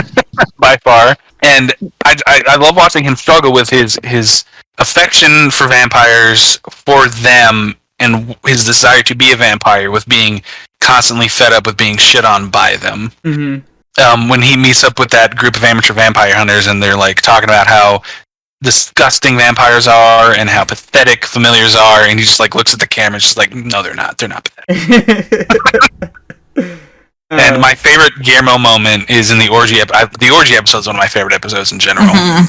They're like bossing him around to like set up all this stuff for the crazy orgy, and he's just like, you know, how's this, Guillermo? How the dildos, Guillermo? Like, where are the dildos, Guillermo? Like, they're fine. Just they're fine. Just With the exception of the fact that Laszlo calls him Gizmo. Like, Laszlo won't even... Guillermo has been here more than 10 years, and Laszlo can't even be bothered to know his name. Yeah. Which is a funny thing at the very, end of the season 2 finale. They're trying to find out Guillermo's last name. No one has his phone number, despite him being there for more than a decade. And Colin Robinson is like, I'll look him up, what's his last name? And the best they can offer is Guillermo from Nadja. What I really love about Guillermo, besides all the things that Tyler said, it really is super exciting, especially to see somebody who is not just conventionally white, conventionally fit, being this kind of badass. I love the very clear and detailed and varied journey that we see Guillermo go on. Yeah. He is such a little innocent baby in the very first season, in the very beginning, and we get to see this progression of him being, disappointed and fed up and realizing he's underappreciated, knowing that he's been doing this for more than 10 years and being like, well, it's, he meets up with some other familiars and he's, telling them how long he's been a familiar, and they're like 10 years, a decade. And he's like, yeah, it's considered to be an expert by some.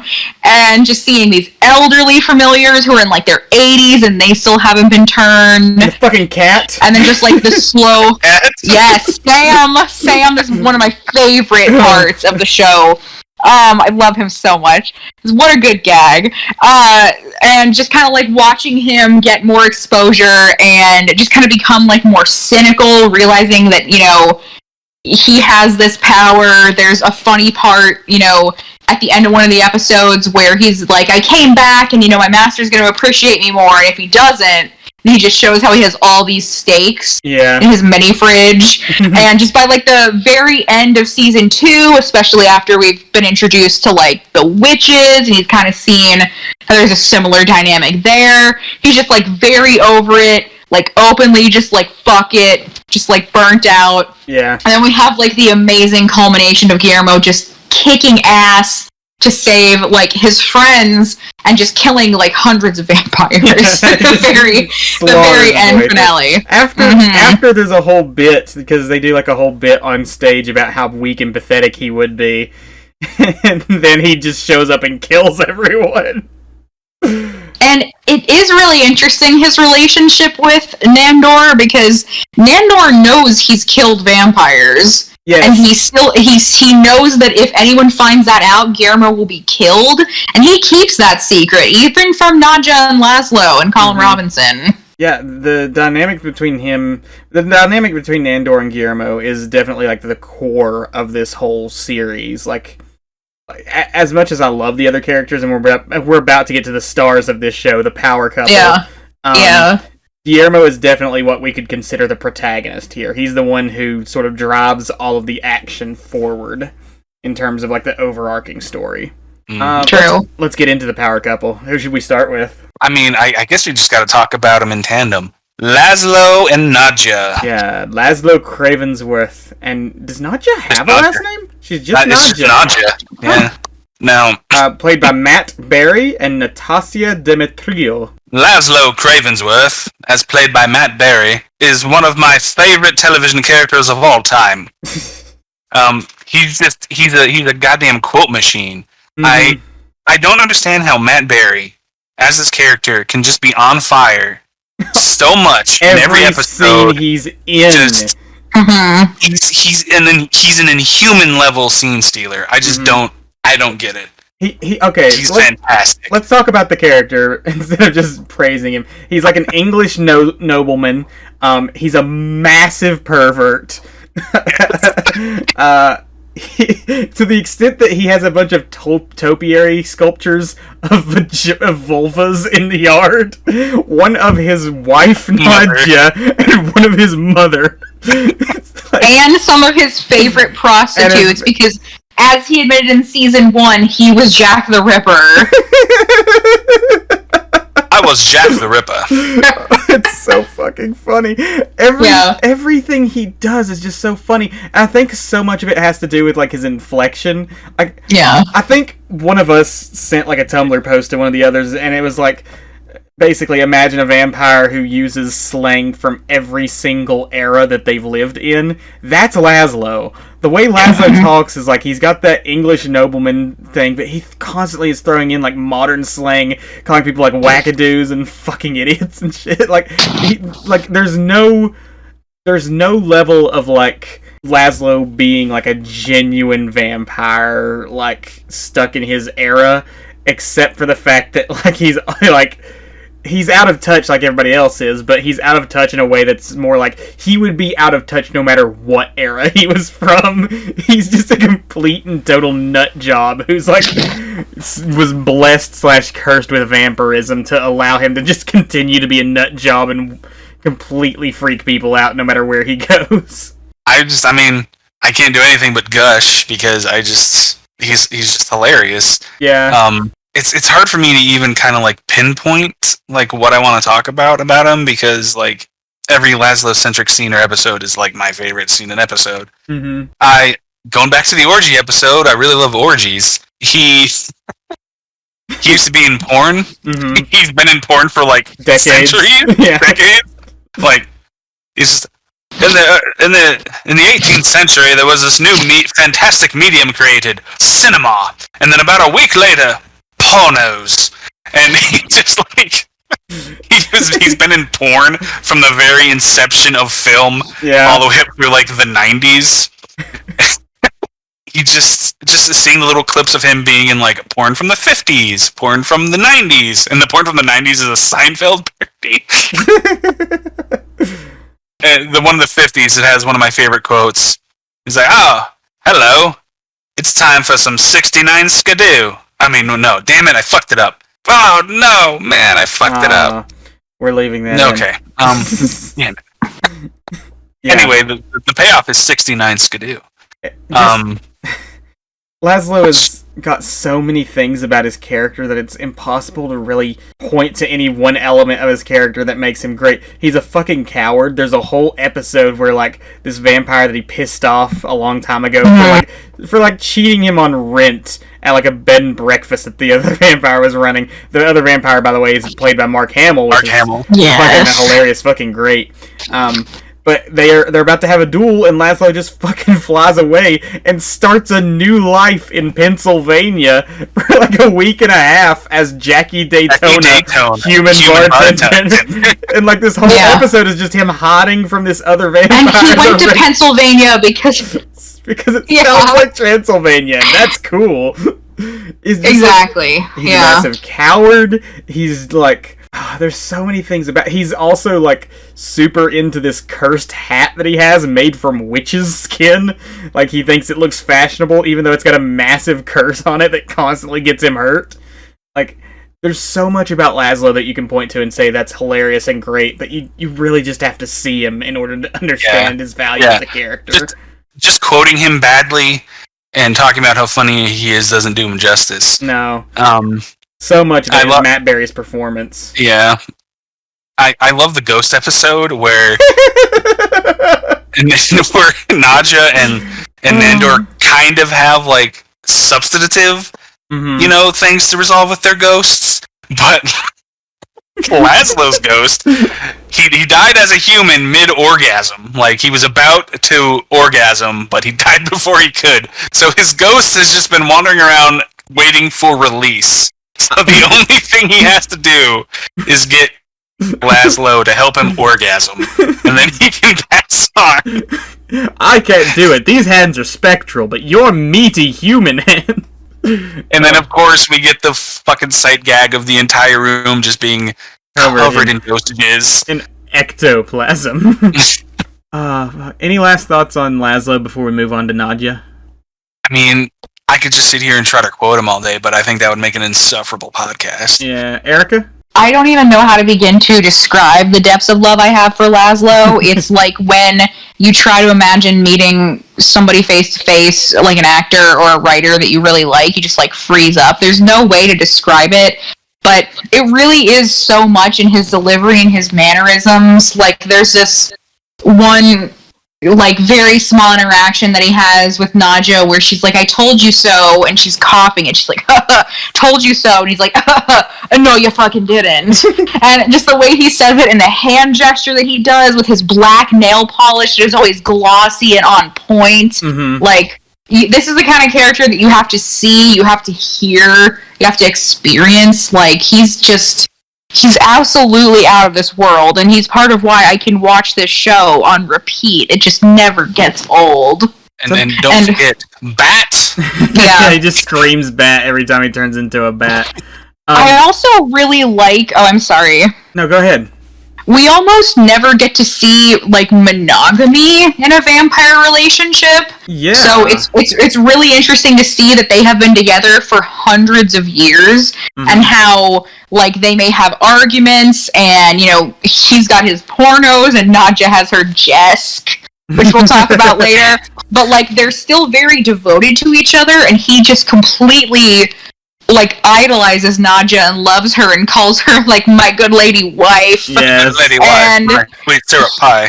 He's so ridiculously quotable, and he has this hilarious sequence that Tyler constantly quotes where they're talking about whether they should kill this human character, and he's like, "You can't kill him. He's my best friend." And it's just this neighbor guy. Yeah. I'm just gonna do it. I'm just gonna try to quote it. Do it. They're at the Super Bowl party of their neighbors, and they think it's the Superb Owl party. Exactly. Superb Owl party. They think they're coming to worship the Superb Owl. Mm-hmm.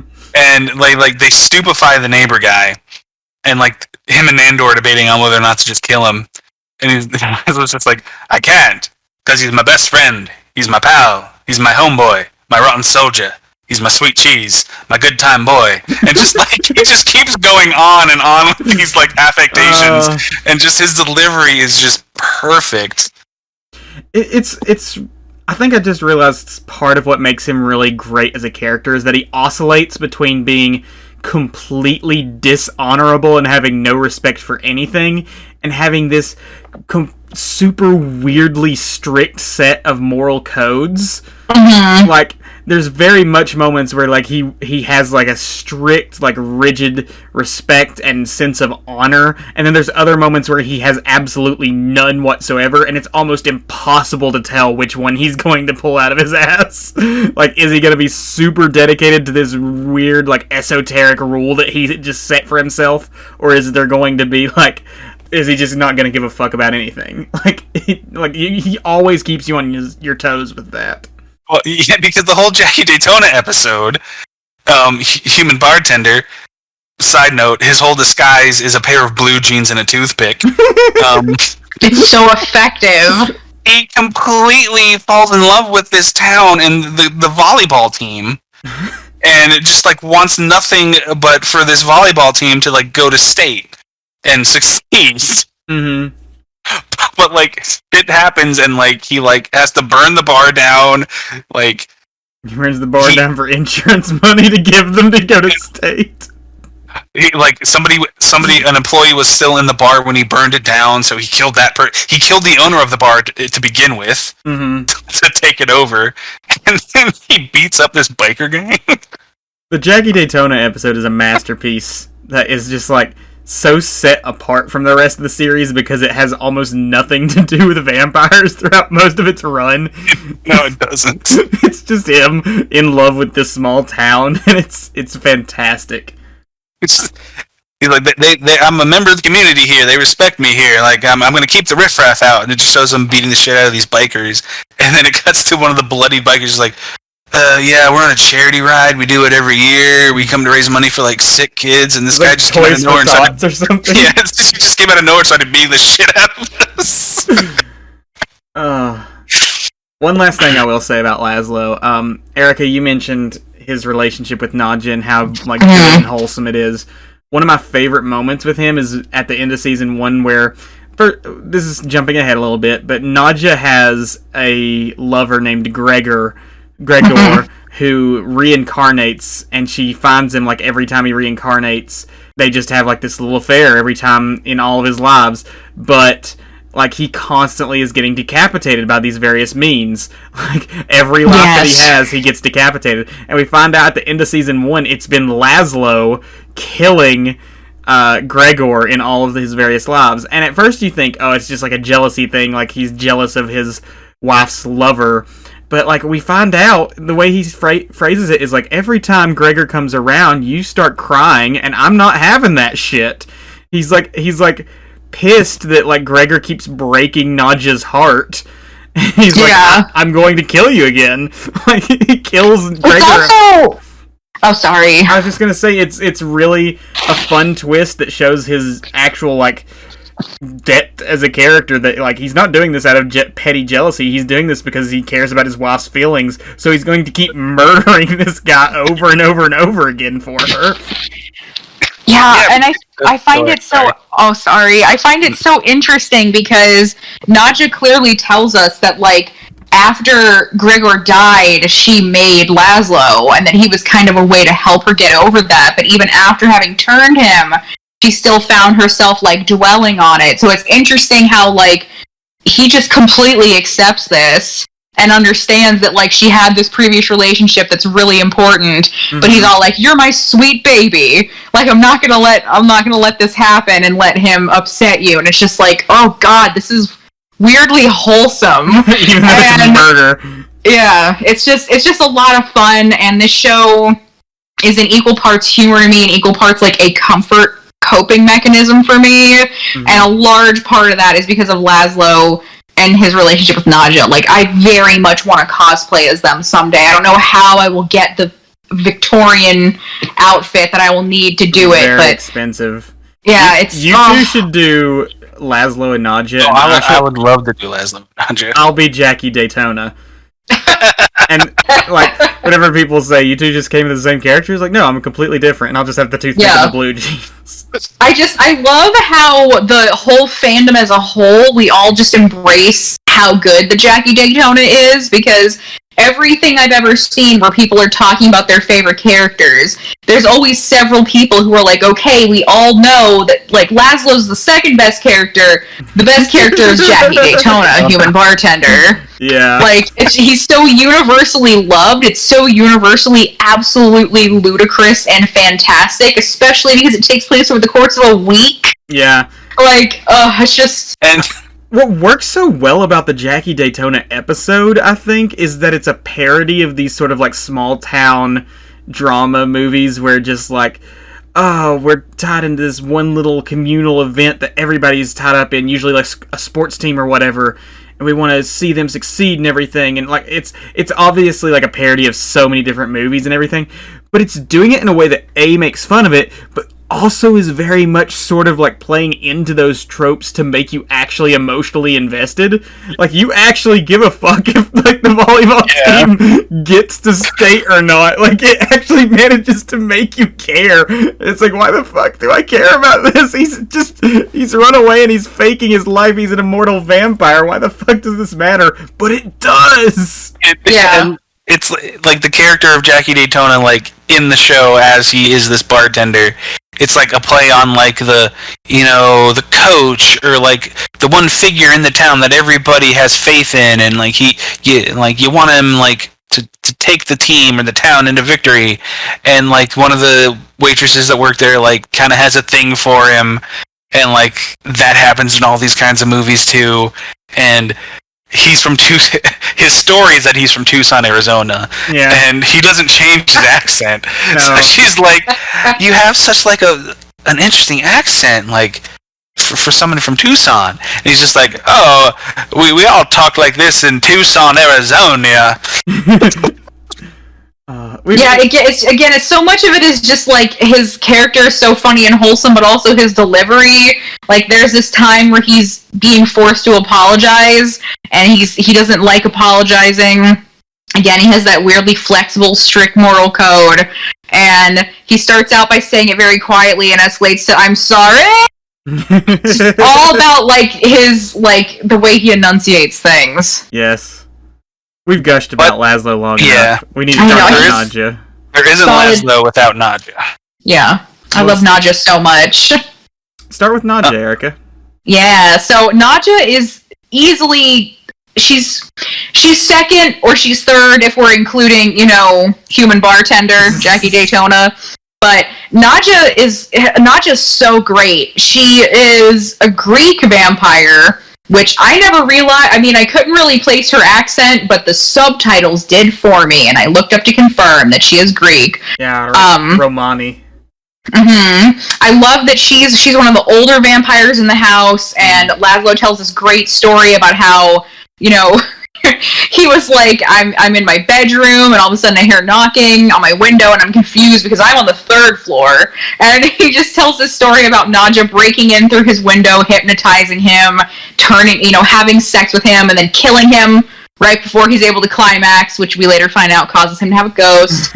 And just how he becomes enamored of her. And I just love how Nadja is just like this put upon, dealing with all this masculine energy vampire woman. It's so great and fun, because I didn't realize how much I was missing a feminine presence from the movie until I had Nadja.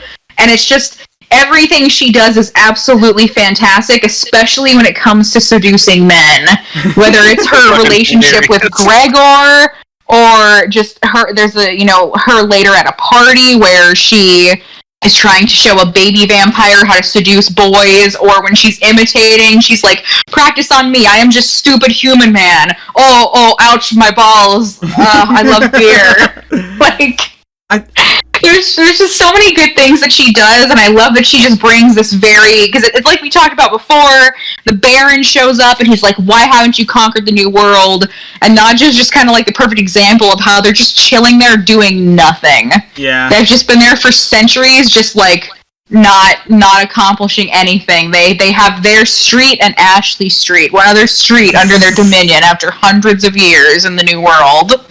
What I love about Nadja is that in a lesser series, she would just be like the put-upon female figure who's having to deal with like all of this masculine energy, and she'd be like the straight-laced character who all of the funny stuff bounces off of, but isn't really funny herself. Yeah. But this show manages to balance act her being like, yes, she has to deal with all this masculine energy as like the only female in the house, but also she's very much a funny character who gets into all the hijinks as well. Like, her relationship with Laszlo isn't like a fucking Simpsons or Family Guy deal where like he's the idiot husband and she's the intelligent wife. It's very much, they're both idiots in their own way, and like, in just, they complement each other so well. Like, she believes in like all these different curses and superstitions and everything, and sometimes she's right, like with the ghosts, and sometimes she's wrong, like with the necromancer episode where like she goes to a necromancer and he basically just swindles her out of like her money and everything. So like she very much is her own character, and like you get to see her do all these comedic things where like like you said, she tries to seduce men and everything, and I love the bits where her and Laszlo team up to do something stupid, like where they go to karaoke one night and they're singing all their versions of songs Laszlo claimed he invented. Like, he invented a bunch of songs throughout history that became famous, but he had different lyrics for them. Like, and they're stupid together so often that they just have like a beautiful, like, we're a couple of idiots enjoying our immortal time together sort of dynamic. And she's consistently as horny as Laszlo, which is fun. It's not just like he's constantly after her. It's like she if anything, she's hornier than him. Exactly. So, like, it's so refreshing. Yes, you get to see a female character pursuing sexual desire, which is both fun comedically and just nice to see in general. I mean, shit, it's hard for me to piggyback off of that because you guys covered so much of what makes her fantastic. Even though we gussed for a good 20 minutes about Laszlo and his and Matt Baer's line delivery, like Natasha, God help me with the last name, Demetrio? Something like that. Well, let's just call her Natasha. She just has banger after banger with line delivery too. She's fucking hilarious. She's like the most like mean-spirited, insulting one of the trio. She's constantly digging at him like hardcore, and some of the shit that comes out of her mouth just cracks me up. I love the Superb Owl episode where she meets the old lady that she used to visit when the old lady was a child. And like, she's talking about her to the cameras. It's like, oh, she was this cute little girl, and now she's like old and senile, and she looks like an elephant's knee. Like, just the way she said this old lady looks like an elephant's knee just cracks me up every time. And when she's discussing her disappointment with the latest reincarnation of Gregor, Jeff, and like, it's just talk about. The chemistry's just not vibing with him this time. And she's just like ranting to the cameras, and she's like, "And Jeff, what kind of a name is Jeff? It's like a weak ejaculation." And she starts making like a masturbation joke, and she's like, "Jeff." Yeah. Anytime she starts talking about her home country too is just so damn funny. Talks about how they had to like burn donkey dung as fuel, and when they ran out, they burned the donkey. And when she was a child, all of her and her siblings would get one balloon, and they would bite at each other to see who would get it. One thing I don't think I ever really realized until I did all these watch-throughs is that she and Laszlo also coordinate outfits a lot. There's one especially notable scene where she has like one of those little black ruffs around her neck, and then Laszlo has like the world's biggest one. It's like 6 feet in length that he's wearing in black lace. Yeah. And it's only also while we're talking that I realize that there's definitely some comparisons with Nadja to kind of like Viago, because they're both very focused on finding their true loves from the past.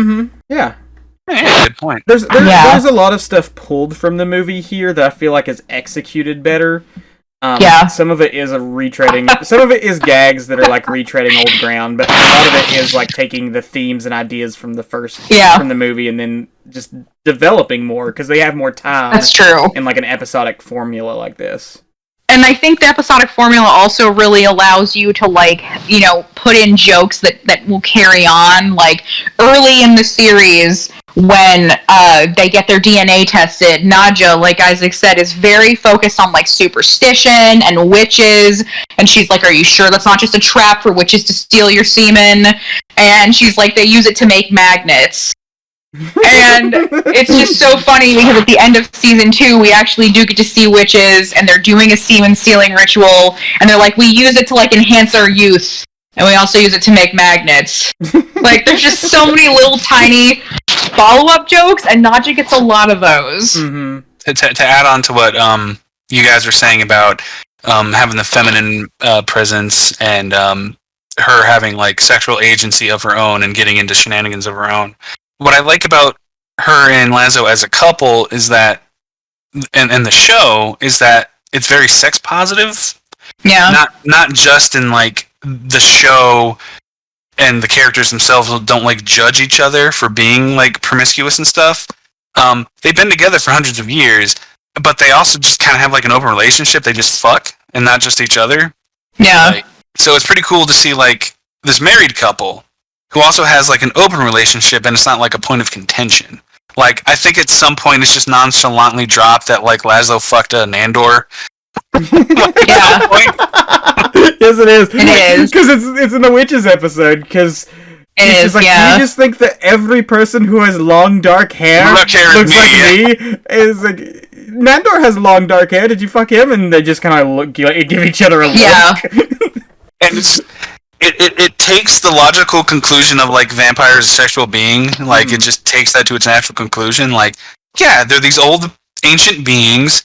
They have sex all the time. They have sex with men, women, and like it encompasses like that. Like they're not gonna they're not gonna discriminate. They're not gonna have that kind of mentality anymore. They're just gonna have sex with who they want to have sex with and who wants to have sex with them. Yeah. And another good thing that Nadja gets is, while we're talking about the sex positive, she also had a relationship with Baron Afanas, who doesn't even have genitals. And she describes that he's an amazing lover. He didn't have genitals, but that didn't stop him from being amazing in bed. Yeah. And there's a great running joke about how, you know, Nadja and Laszlo both separately are like, don't tell the other one, but like we had a bit of a sexual relationship with the Baron. Like, it's just so amazing that this old, creepy, demonic, just disgusting guy, and they're just like, he was such a good lover. I think a testament to fantastic fictional characters that are a couple is if you're part of a couple, you can quote the characters at each other, which Erica and I do constantly. Yeah. The beginning of the Jackie Daytona episode so where nice for the two of you. Yes, I will rub it in. The beginning of the Jackie Daytona episode where Mark Hamill vampire shows up and challenges Cravensworth. They start circling each other, and another just great throwaway line that Nadja has that I love. Like, the camera's not even on her when she says this.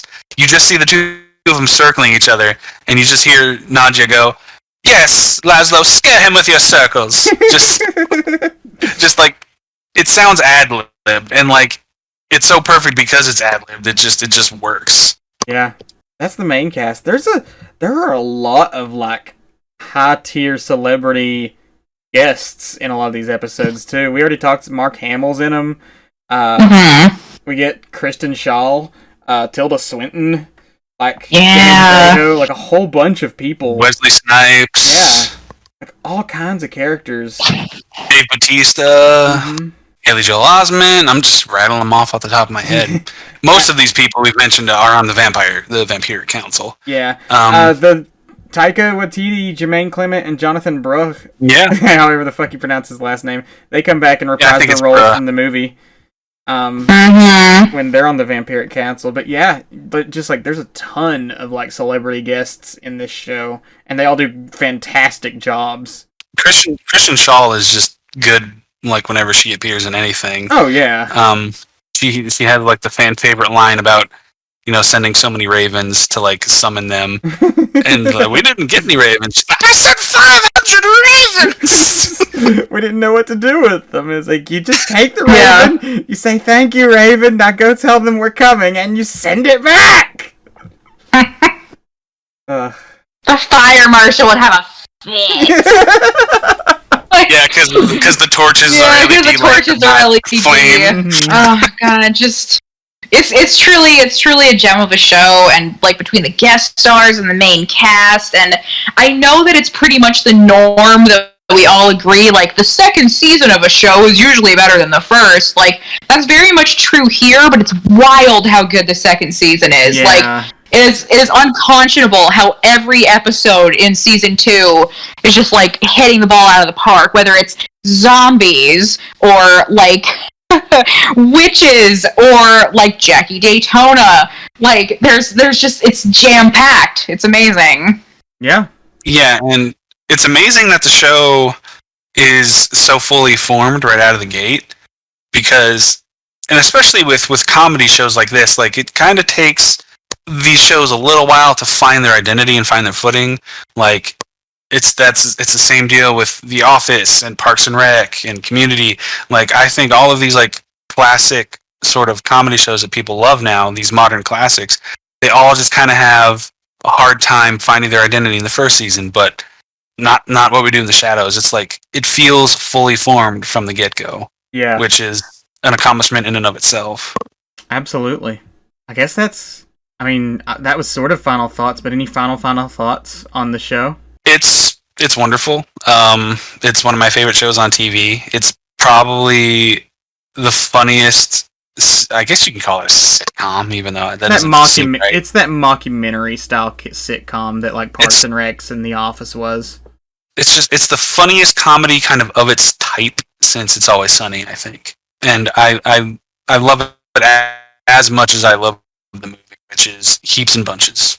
Yeah, and it's one of those shows where you really get immersed in like the realism of it. Like I never am aware that I'm watching a show or thinking like, that must have been funny for the actors to do, and so much of it is just like you can feel that there were things that were ad-libbed, and you can feel the things that were scripted, and they're still equally as good. Like there's so many fun things. Like their disconnect with the human world is just continually interesting. There's a joke I love because it reminds me so much of the Arrested Development. Like, it's a banana. How much can it cost? $10? Like, there's a joke like that Nadja has where she's talking to the cameraman, and she's like, the thing about familiars is you can't trust them. Like, every couple hundred years you're gonna need a new one. And she's talking to the cameraman, and she's like, how old are you? Like, 100, 200? And he's like, I'm 26. And she's like, oh wow, do you have long left, do you think?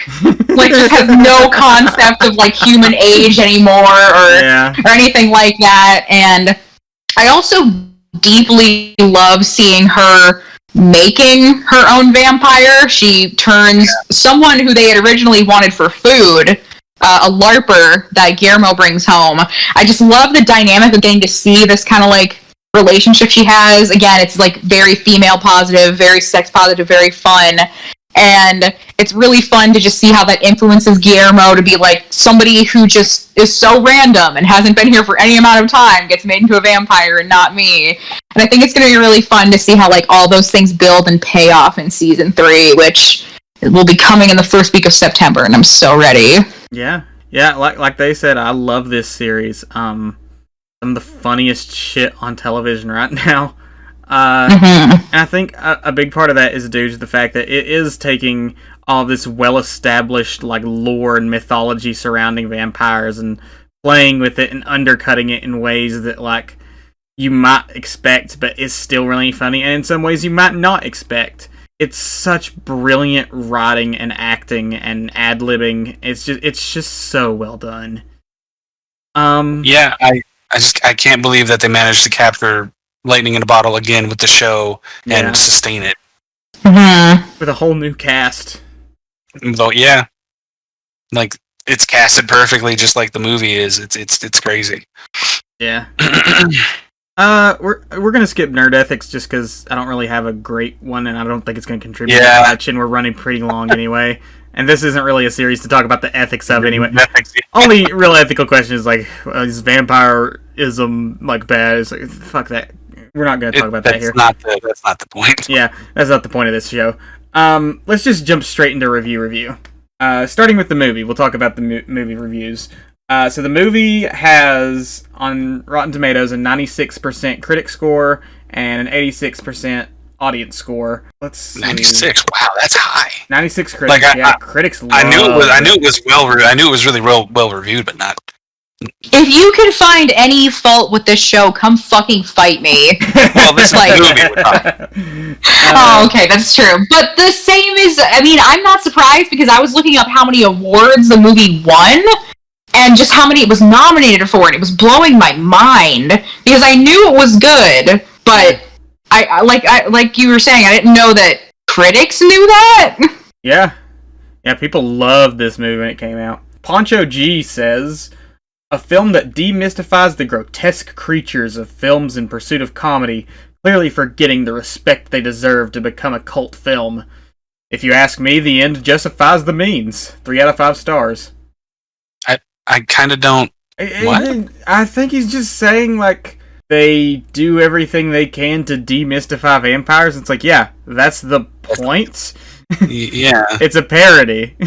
Well, we already, like, walked over that ground a lot. Yeah. But I will add that even though it takes the piss out of, like, vampire media and lore in general, it's all from an aspect of love. From a viewpoint of love for horror in general and vampires and the literature and the film and stuff and the history of them as fictional creatures. And it's nothing but like a loving satirical take. Well, it's a parody. Let's talk difference between parody and satire real quick. Satire mocks in order to undermine. Yeah, parody mocks in order to show love for.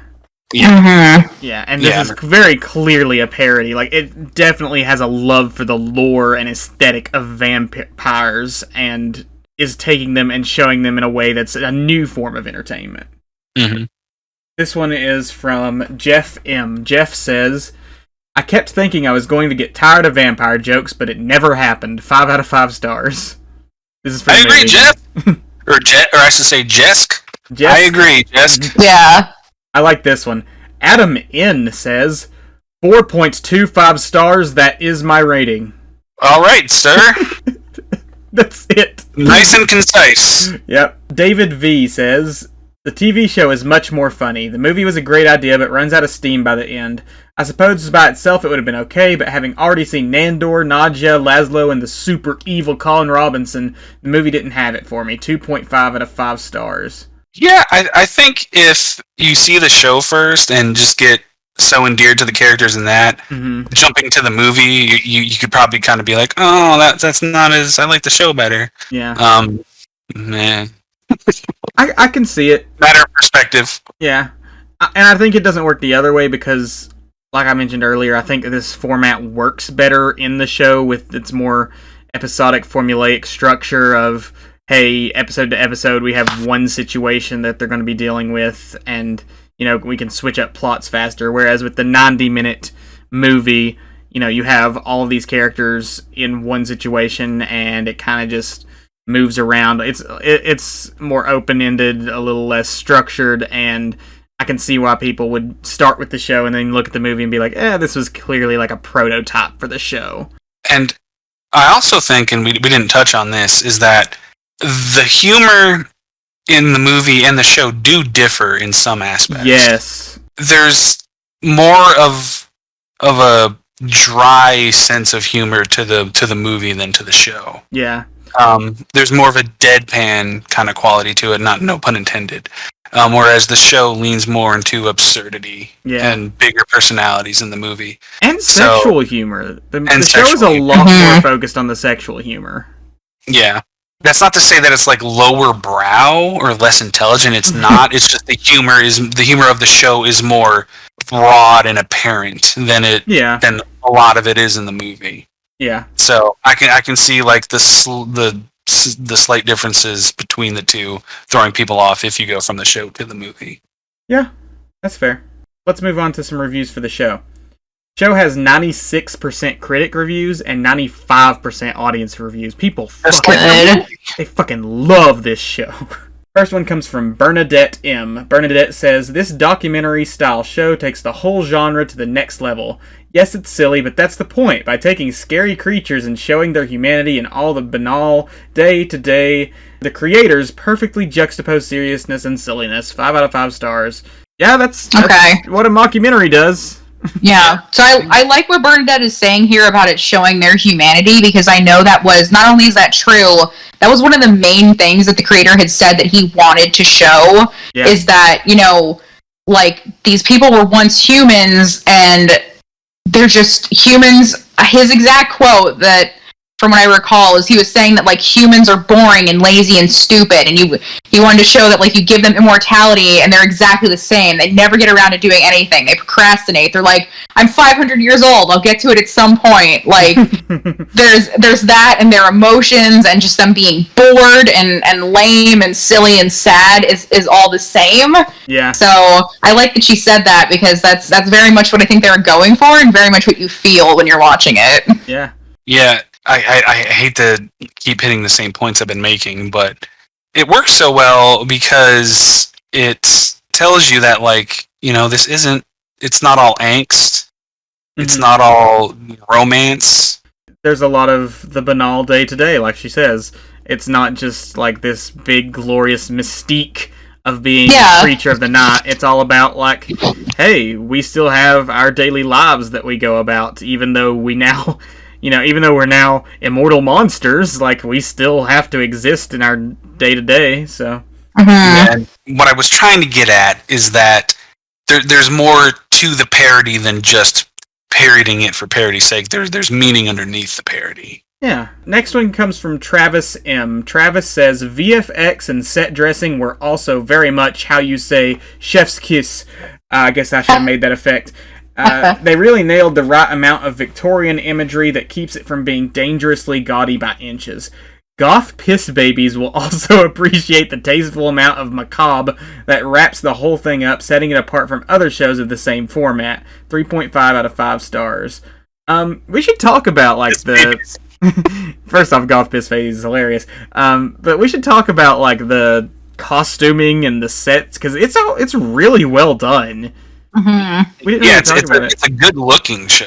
Yeah, and he makes a good point here. It does stand apart from other mockumentaries, because most mockumentaries are sort of in, like, the style of, like, you know, The Office or Parks and Rec, where they're set in, like, an everyday, day-to-day life sort of deal. And this one specifically takes, like, a fantasy horror sort of genre and throws it into the mockumentary style in a way that makes it stand apart from everything else. Yeah, I guess that's one aspect I didn't quite think about, because I'm so in love with the characters and the jokes and stuff like that I haven't thought about how it's made, because I've seen this mockumentary concept a dozen times before, so it's not new.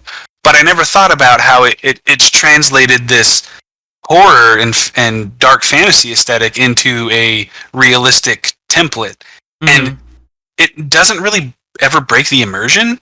No, like, if anything, it helps to build it. Yeah, like, it has a lot of mood and atmosphere to it, but it never feels like it's not taking place in a heightened reality, like a heightened version of our world. Yeah, it helps. Which is pretty impressive. Yeah, it helps to establish this whole, like, fantasy as mundane thing that's going on.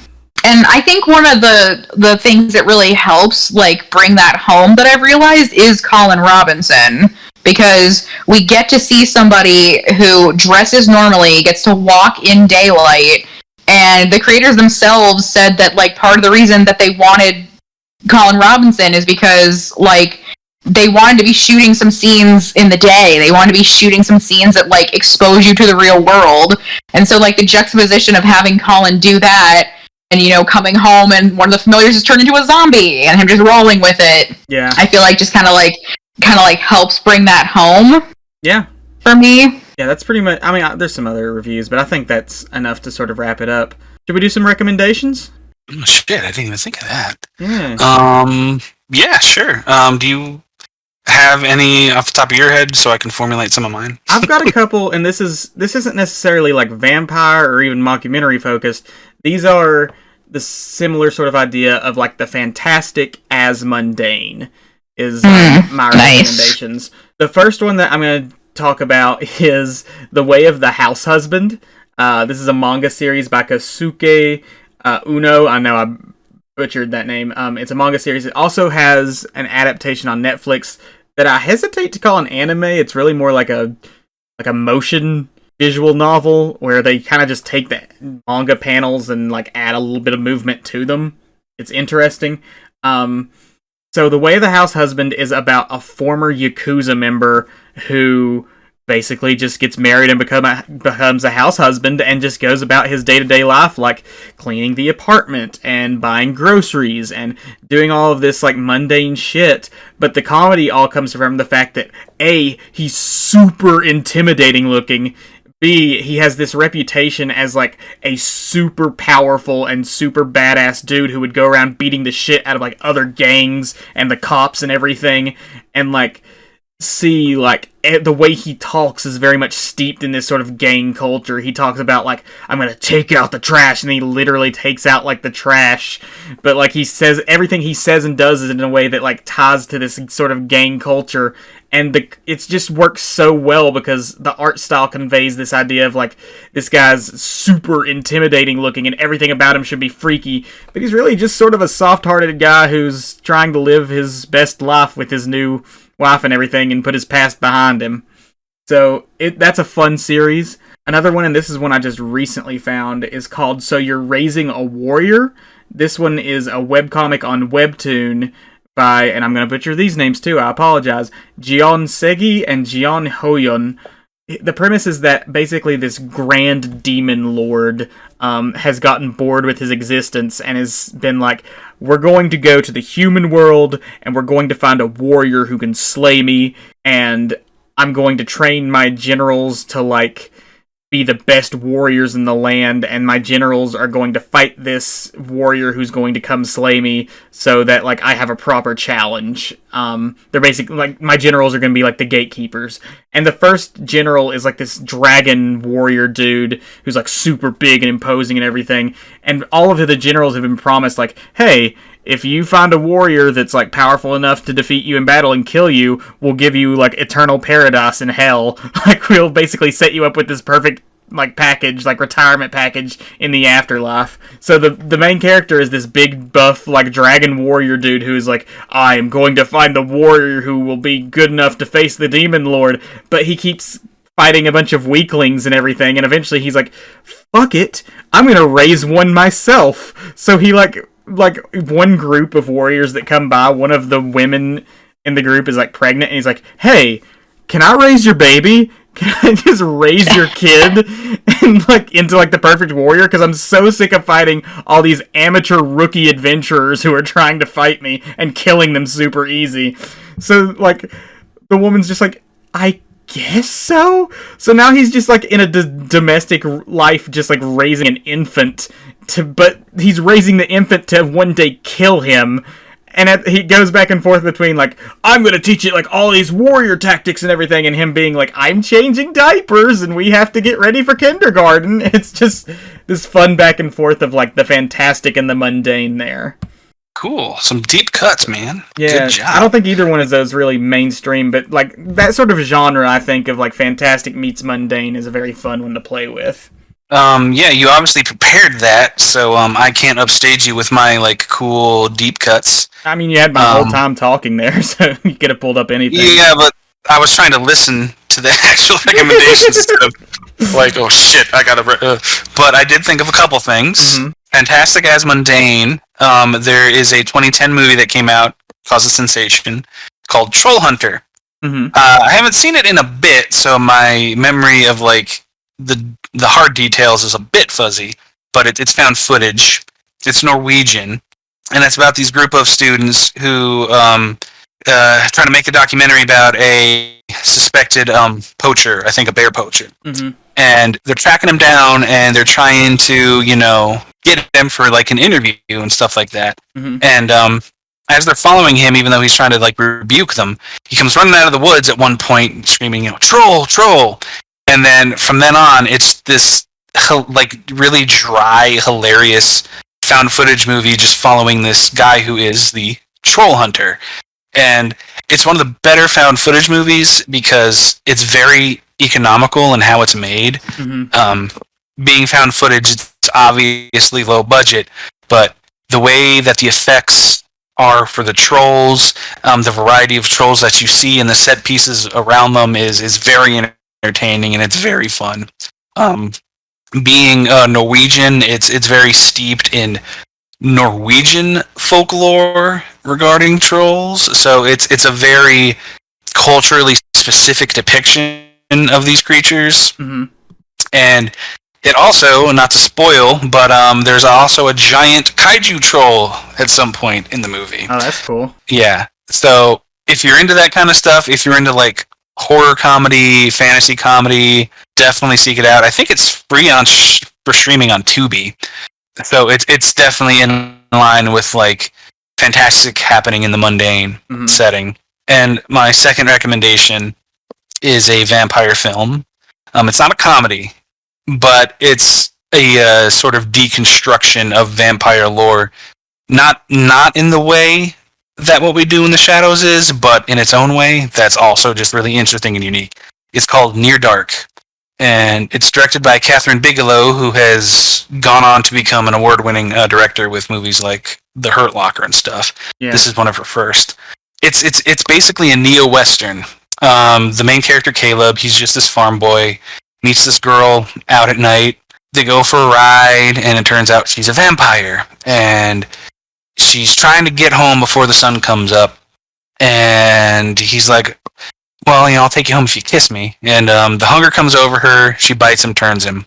But where the deconstruction of the mythos comes from is that her kind of family, quote unquote, is just this roving pack of vampires who travel around in a camper, just an RV with the windows blocked out, and they just, have this nomadic feral existence. They don't have roots. There's no gothic mansions. There's no capes.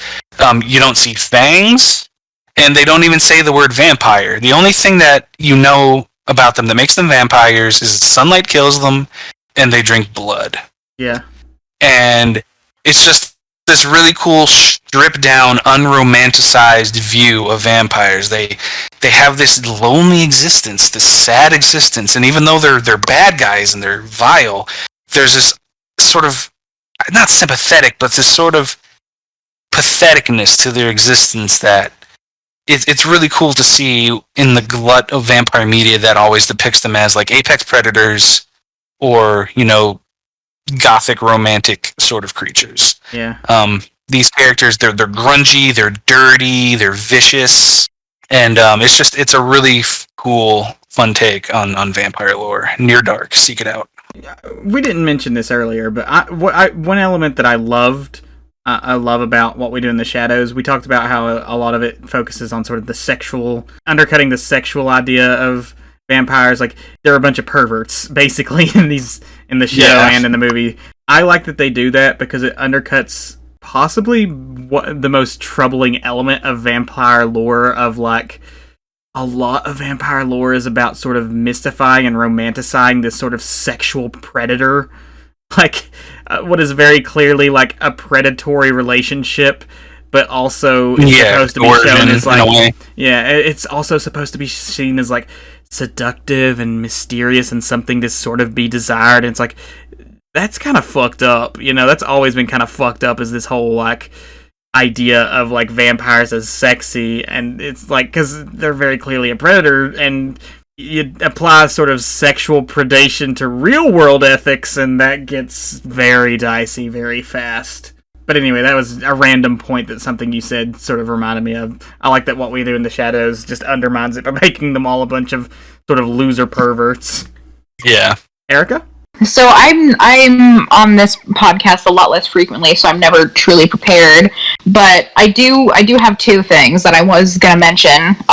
Great. One of them is a pretty obvious one. I feel like it just should be brought up, especially because it's referenced like in the movie What We Do in the Shadows, and that's The Lost Boys from 1987. Yeah. This like they blatantly in the movie say like, yeah, we stole that Worm like thing. turning the biscotti into worms thing from Lost Boys, which I think is great. And also the creators of, I remember reading something where they were talking about how the show and the movie, they really tried to follow like the Lost Boys rules as far as like how, you know, vampires could be hurt, how vampires would be like living their lives. And it is also a very like LGBT friendly story in a lot of ways. Tyler and I talk about this every time we watch it, but the director is like openly gay. And when you watch the...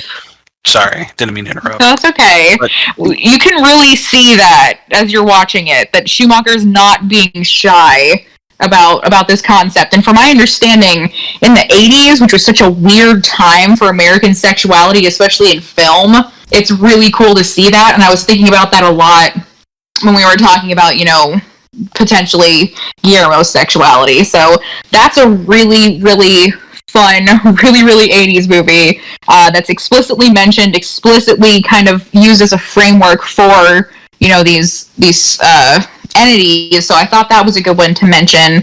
So that was the only film I had.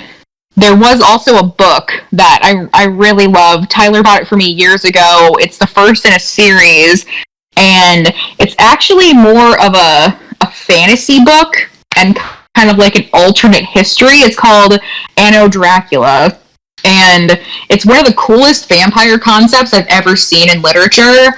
It takes place in like an alternate, you know, reality where everything that was happening in Dracula was not able to be stopped. So Van Helsing and Harker are not successful, and as a result, like vampires become so like prolific that they are like the dominating race in society. And it has some really crazy things that happen. I don't want to spoil things, but Dracula marries Queen Victoria when she's widowed, when Prince Albert dies, and he ends up becoming prince. And like Jack the Ripper is in it, and Jack the Ripper kills vampire. Yeah, Jack the Ripper kills vampire prostitutes, and that's why he's killing prostitutes. Yeah, not because they're prostitutes, but because it's part of his larger war on vampires, which are the ruling class. It's a really interesting book that not a lot of people know of because it was published in the early 90s, and it's won a lot of awards, and it's just a really interesting take on vampires, like on that whole era. It goes through World War I. It's really interesting, kind of like it's a melding of everyday life, but also things like werewolves and, like I said, vampires being in charge. So they're a huge part of the wars, and it's really interesting and really worth looking up. Yeah. I didn't know you ever read it. I thought you didn't. I on the shelf this whole time. I thought you remember when I read it. I've read it a couple times. I haven't read the whole series, which I should, but there's quite a lot of them. It apparently, you know, when I started reading it starts, like I said, in like the early 1800s with Dracula marrying Queen Victoria. And from my understanding, the books like span all the way into like the 80s, and that they're still working on publishing more to get into like the 90s and stuff like that. So it's a complete alternate history. What's Vampire Vietnam like? I know. I'm sure there's a movie or book with that somewhere. I mean, it's probably in this, because there's like Vampire Andy Warhol in the 70s, like Francis Ford Coppola in Vampires in the 70s. It makes sense because it was written by Kim Newman, and Kim Newman is like this prolific journalist, film critic, and he is just a connoisseur of horror fiction, literature, film. So like he's the perfect kind of guy to like reinvent Dracula mythos like throughout the decades. Yeah. Well, so it's Anno Dracula. It's very worth it. Like I said, I've only read the first one because there are so many. But it's holy crap! Look at that. I know. Can't be more than one Animorph. Called Dracula Cha Cha Cha. Can an Animorph turn into a vampire? Can an Animorph? goddamn. Asking the real it hard might happen questions here. in the series. We got to hop back on that. I don't feel like they can. I feel like a vampire counts as a magical being that it doesn't count as like a scientific creature that's a change in DNA. It's some magical elements that take place. Like, you can have a vampire dog, and that's not the same thing as a vampire person. Well, it depends, because there's Depends on been the lore. there's been every kind of variation on the lore. There's this, granted, not very good movie that came out a while ago called Priest that has vampires in it. The vampires are their own thing. They're their own kind of beast species. They're not people that were turned. They're just born vampires and are vampires. Yeah. So, with that rule, with that sort of take, I guess it's possible. Yeah. That wraps up the recommendations. Tyler hates rating things because numbers remind him that, unlike a vampire, his lifespan is finite. But I'm proud to give What We Do in the Shadows, the movie, Tongue in Freak's first ever 3 out of 4 vampire flatmates. And I'm proud to give What We Do in the Shadows, the show, Tongue in Freak's first ever 13 out of 13 members of the Vampiric Council. Erica, you want to throw your rating in there? Oh, there aren't enough numbers in the world. Both the movie and especially the show get as many numbers as there are stars in the sky. Just, if you have not already consumed both of these multiple times, if you haven't already just marathon the show, gotten on Hulu and watched it, and just watched the movie, then you need to do it immediately. You're really missing out. Yeah. I'm giving a rating. I'm breaking my rule. Oh my Just because God. I want to fit in. I give the film and the show 500 Ravens. 500 Ravens. That's a pretty good rating. 500 Ravens! Oh boy. Thank you for joining us here at Tongue and Freak. Tyler, my dear dark compatriot, would you like to take us out? I will take you out of the show. This is the end of the show. You can go home now. I was going to sing my song, but I forgot the lyrics. Bleh. Get out of here. We've got to figure out an outro.